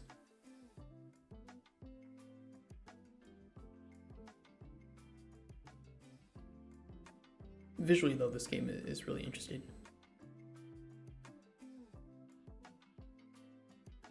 For the King 2, one of my I'll just say I really enjoyed the first one. I think it's a really fun strategy game. Sequel's coming out. Pretty fun. November 2nd. We might play some of that on stream, actually, because I want to play it, and it's a really good price. Probably do that. And analyze how good it is compared to the first one. Enshrouded. Yeah, I bet a lot of these games entered development immediately after Valheim.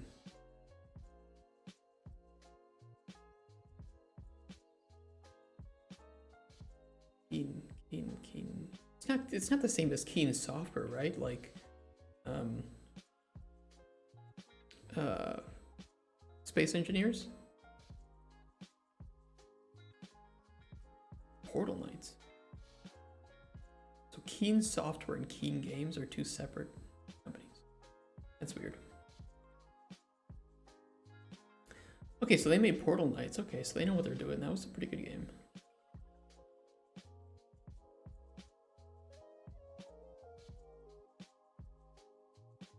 This is at least aesthetically more consistent than that Portal game. But I do think this is also a...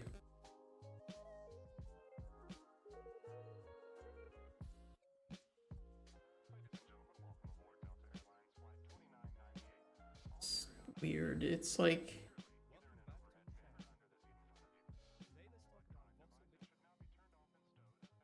building and terraforming. So that's terraforming too?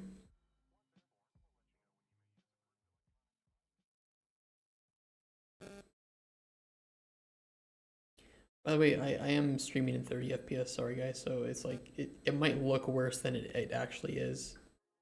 But I stream at 30 so because it's a lot less demanding on the stream PC. And for development purposes, we don't need the 60 FPS. But I'm pretty sure all these trailers we've watched have been 60 FPS.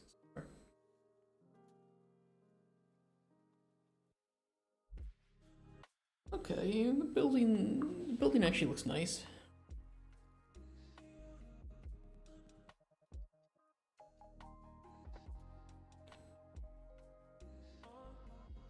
The building actually looks pretty decent.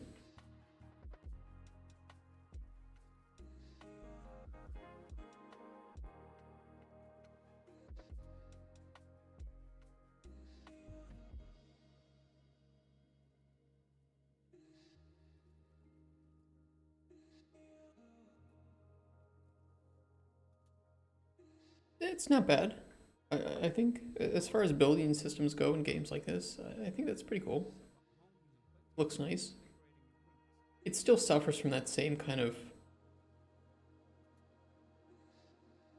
like... The exteriors look pretty decent, but the interiors still suffer from that same issue that most games with building systems like this have. They look so generic and shit. They just look like shit. Because it's only going to look as good as the tools that you have to work with. And if you don't have a lot of good like cluttering or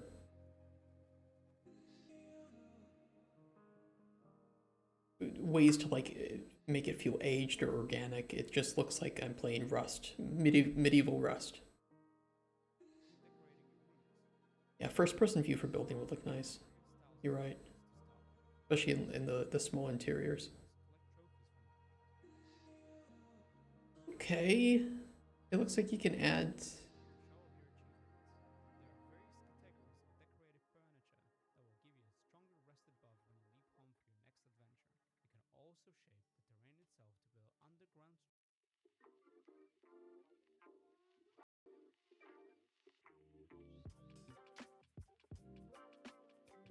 Wait, so you can just like destroy the...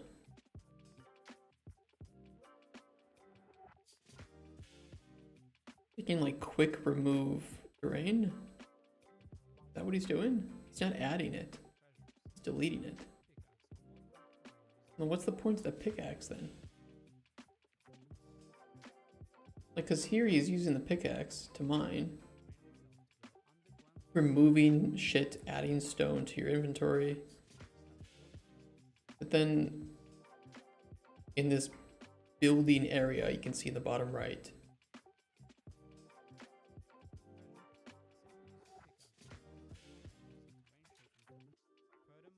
I don't know, maybe it's not meant to, I don't know.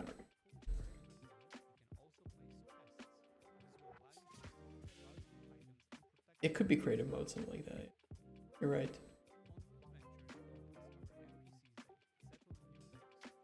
Place NPCs. PoE.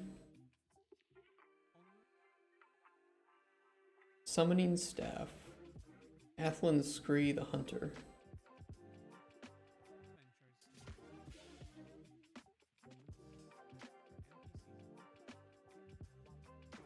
Hunter needs shelter, so what, you can like craft your own...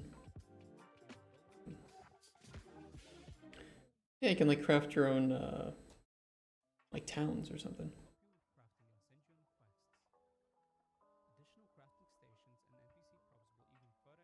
Okay, I mean, actually, this looks pretty nice. This.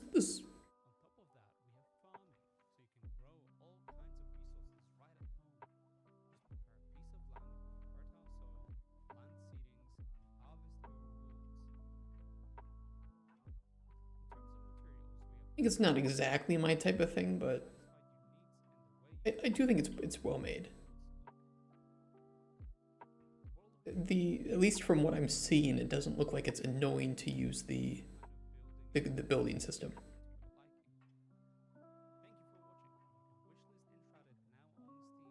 And the world generally looks nice. It looks like you have a lot of freedom to create the things you want. Okay. Yeah. Okay. I can't shit on that. City Builder doing what it always game was doing for you. To wait for complete building farm. It is kind of weird.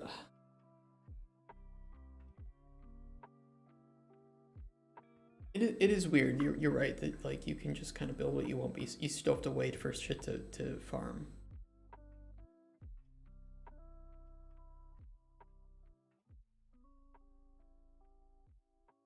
I don't know. I don't know.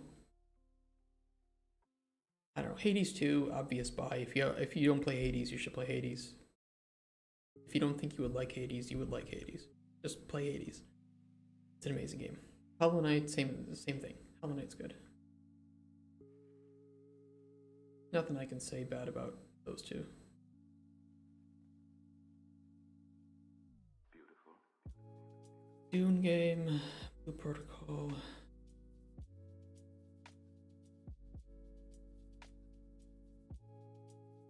Did I play Blue Protocol, or I think I watched somebody play Blue Protocol?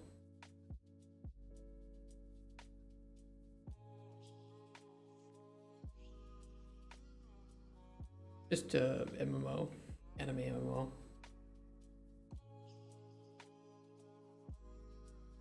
Falling Frontier, space, open world, sci-fi, exploration, RPG. Better Fox Studios. I don't know them. First game.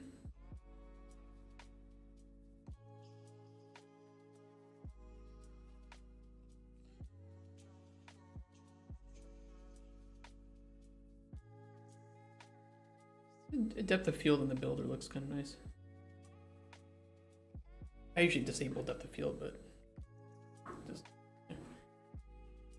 So it is a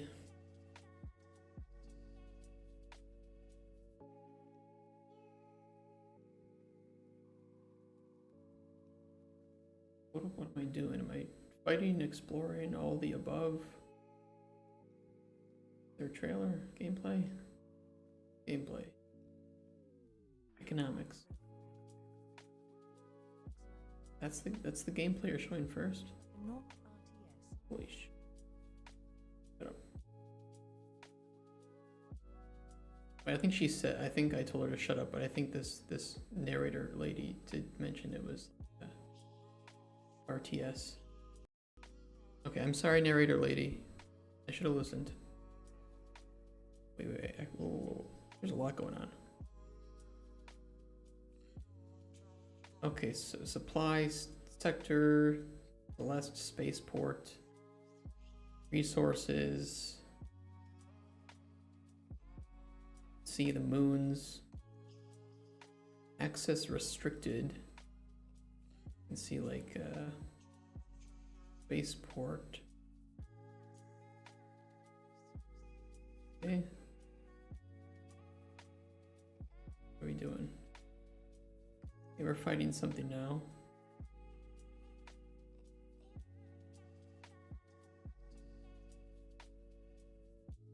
How do you miss? How do you miss in space? Can we just like...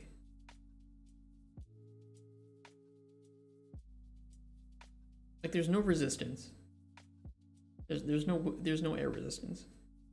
Or resistance of any type. You're firing at a very large object. if it's 2245 a year, you probably have automated targeting systems. Because we have automated targeting systems now. 200 years prior to this.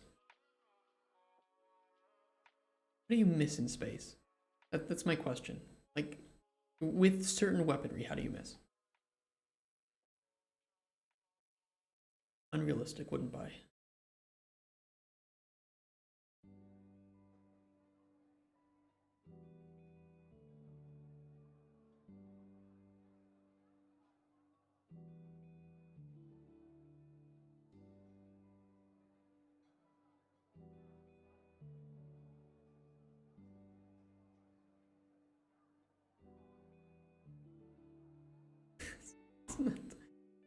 It's like,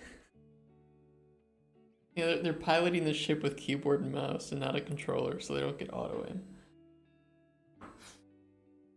True, truer words have never been spoken.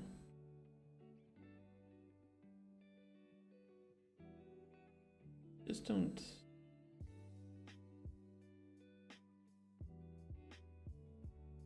I don't know if I can get it, man. What am I doing? I don't know. I know it's like an economics trailer, but still, it just.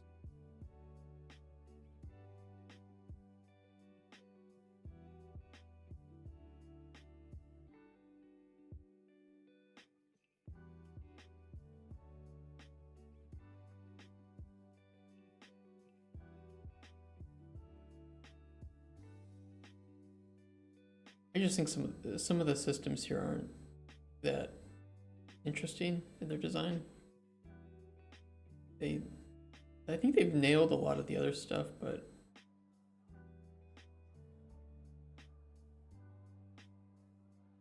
I don't know. I don't know. I'd play a demo if they had it, but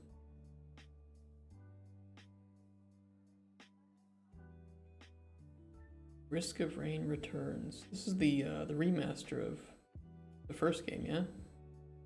Also, if you've never played Risk of Rain, go play Risk of Rain. Great game. Great soundtrack. I will probably spend money on this again, yes. Worth it. Arc Raiders. Action shooter. Free to play.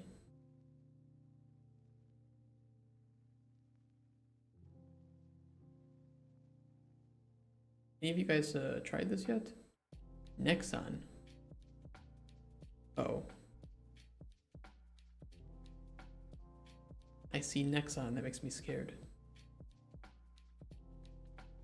I'll get access. Oh, wait, I should probably do it on my main account, not my... I'll do it at home. Oh, we can do it on this account too, whatever.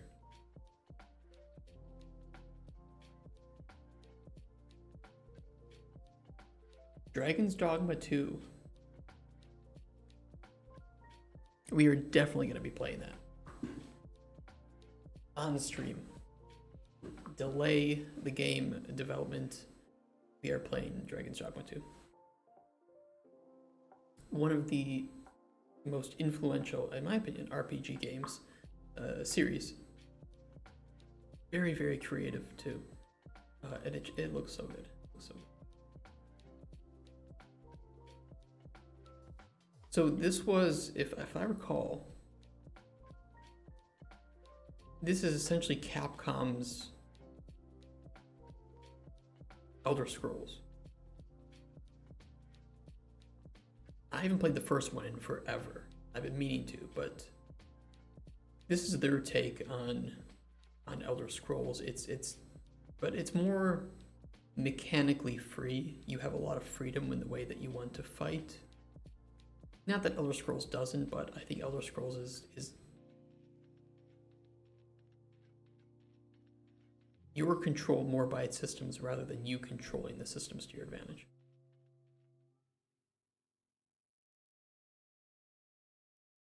I think that there's a ton of freedom in the way that you fight in Dragon's Dogma that just makes it so much fun. and being able to control the AI of your companions.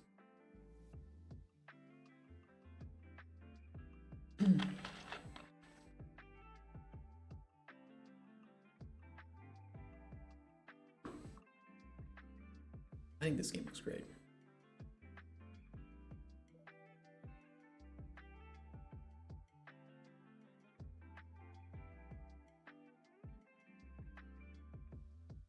I mean, it's just, like, some of this stuff, it just looks so cool. Like, okay, first off, Dragon cool, awesome, yeah. I mean, this is just cinematic and awesome. It looks like your companions.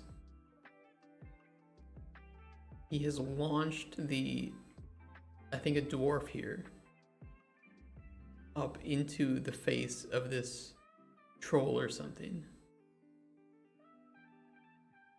Breaking of bridges.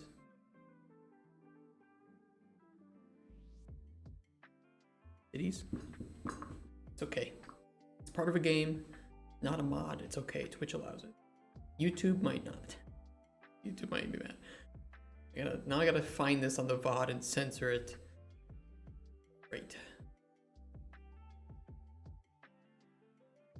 But yeah, this game looks great. I am very hyped. I am 100% gonna buy it and 100% gonna play it on stream. We're gonna have a lot of fun with that. And I can maybe learn some new things about design from it. I hope so. Witchbrook is coming out soon. That's the new Chucklefish game. Makers of Starbound. And something else recently. Like, it's a life sim. You know, you have a magical school. Like, Chucklefish is Harry Potter. Looks pretty cool.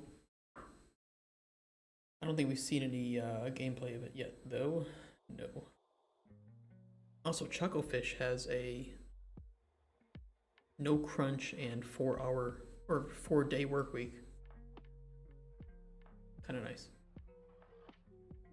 Gothic 1 remake. I know that all you Polish people are over the moon about Gothic. I think the remake though was not very good, right? Or no, there was the remaster, right? There was a Gothic remaster, and the remaster was shit. Right? Was there a remaster and a remake, or was there just the remake of Gothic 1? And that wasn't very good.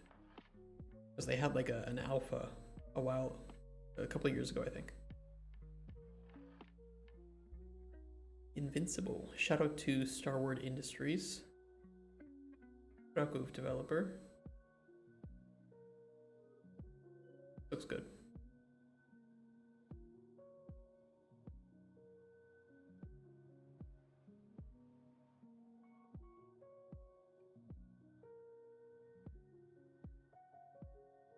Well, we'll get to all this later. There's so many games. So many games coming out. Killing Floor 3. I didn't like Killing Floor 2 that much. I think the first one is better.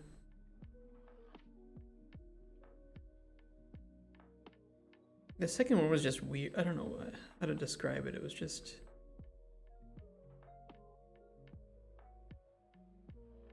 Some things were better, but I think it lacked the charm of the first game.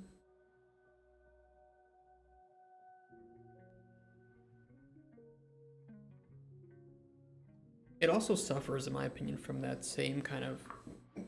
like, because Killing Floor 1 was a mod for Half-Life, if I recall. I'm pretty sure it was a mod.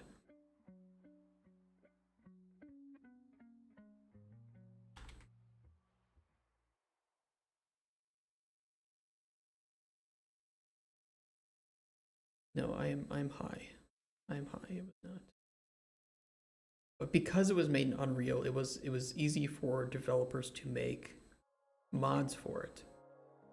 It was originally a total conversion of Unreal Tournament. I got it.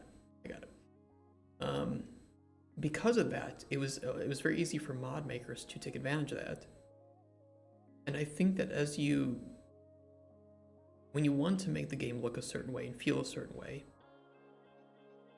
you can often make it very difficult for modders to reach the same baseline experience that they could get from the older title of the game. And I think this is what makes Bethesda games very good, and why I don't agree with a lot of the people comparing Cyberpunk and Starfield, for instance. Nobody is out in Cyberpunk about to make a mod that rivals the cinematics or feel of the game's narrative.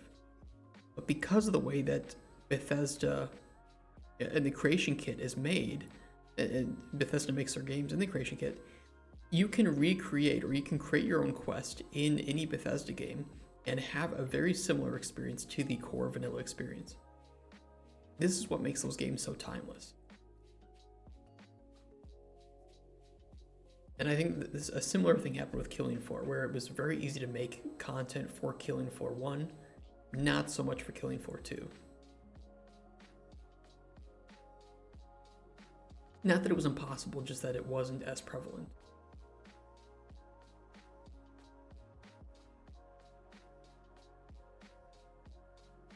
And part of that too is just because of how they did their online. It was weird. So I hope that they kind of go back to that ability to mod the hell out of Killing Floor 2 or Killing Floor 3.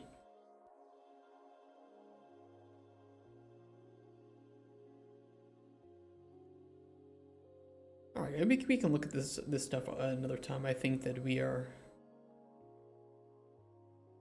getting to the dregs here of the streaming barrel for today. I don't want to wear myself out too much. Well, it is Friday, so I can do whatever the fuck I want. But we're gonna probably call there for today and pick it up from Monday. I'll make a few adjustments to the stream.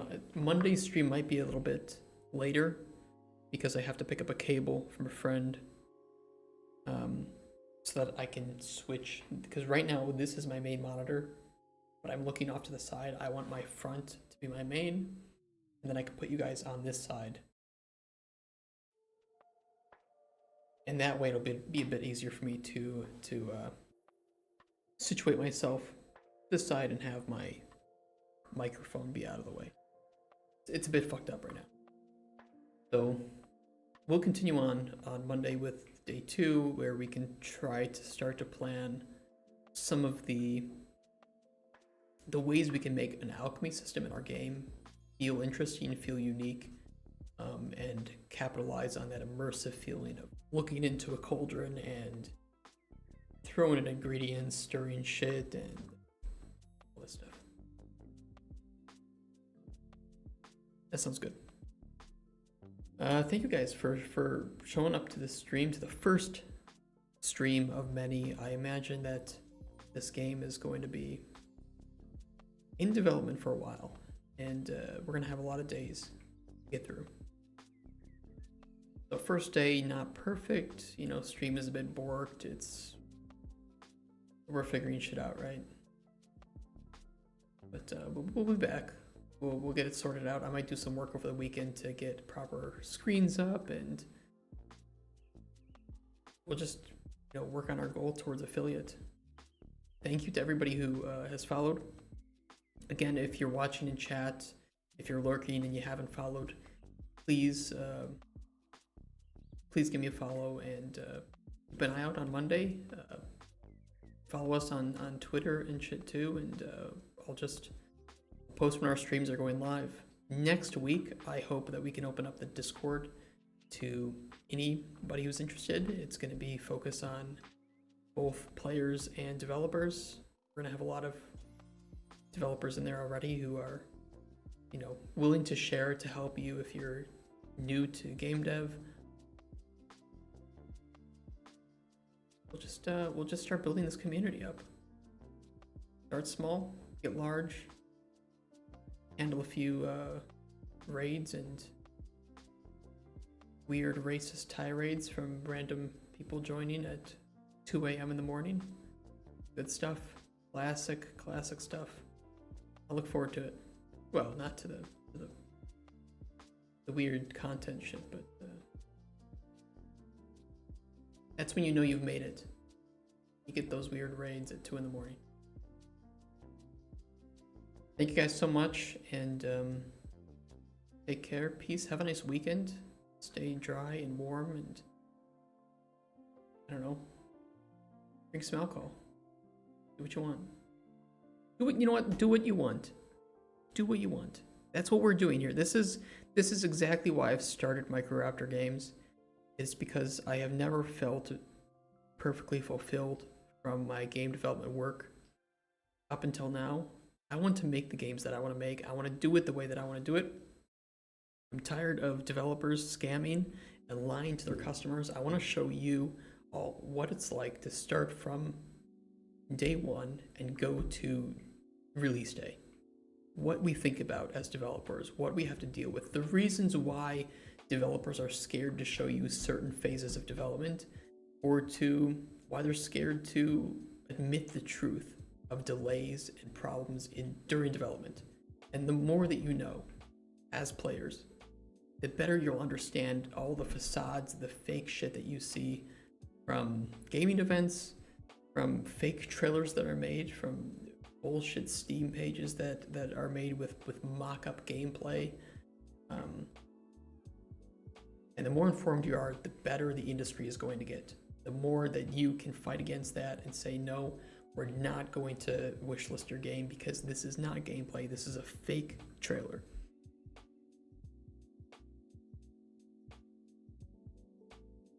Okay, I will rant about that some other time at length. Promise, we will do that multiple times. But right now, my voice is shot. I need to make sure that this stream looks good, this recording, because if we didn't record this perfectly, I'm going to be really upset. I know I'm going to press stop streaming, and then it's going to have no audio or something. God, I hope not. All right. Drunk stream. Look, I will do marbles. Let me install it. Marbles on stream. This is what you're talking about, right? Marbles on stream. We will install it.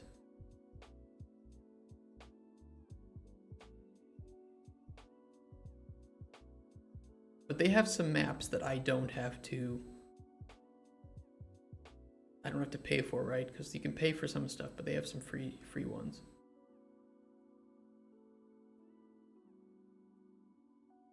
I think it's marbles on stream. Next stream we can do a little bit of brainstorming of this alchemy shit. And then we can play some marbles or something. And if you want, I could buy a little thing of Jaeger or something, or some other cheap herbal liquor. I bought some at Lidl recently. It was really good. I think I'm not gonna tell you how fast I drank it. It wasn't bad. It was like 45 zloty or something for half a liter. It was good. It was good quality. It was just like kind of like budget Jaeger. It was tasty.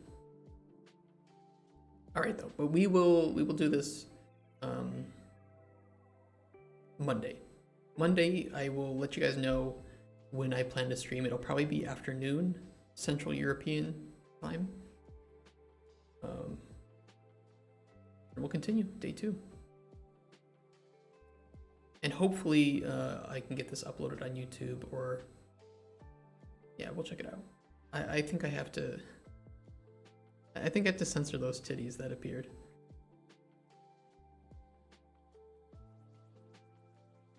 All right, guys. All right. I'm tired. My voice is shot, and if I go any longer, I won't be able to speak. So thank you so much. Love you all. Hearts in the chat. Hopefully we can get to affiliate. I can start to add some emotes, and take care, everyone.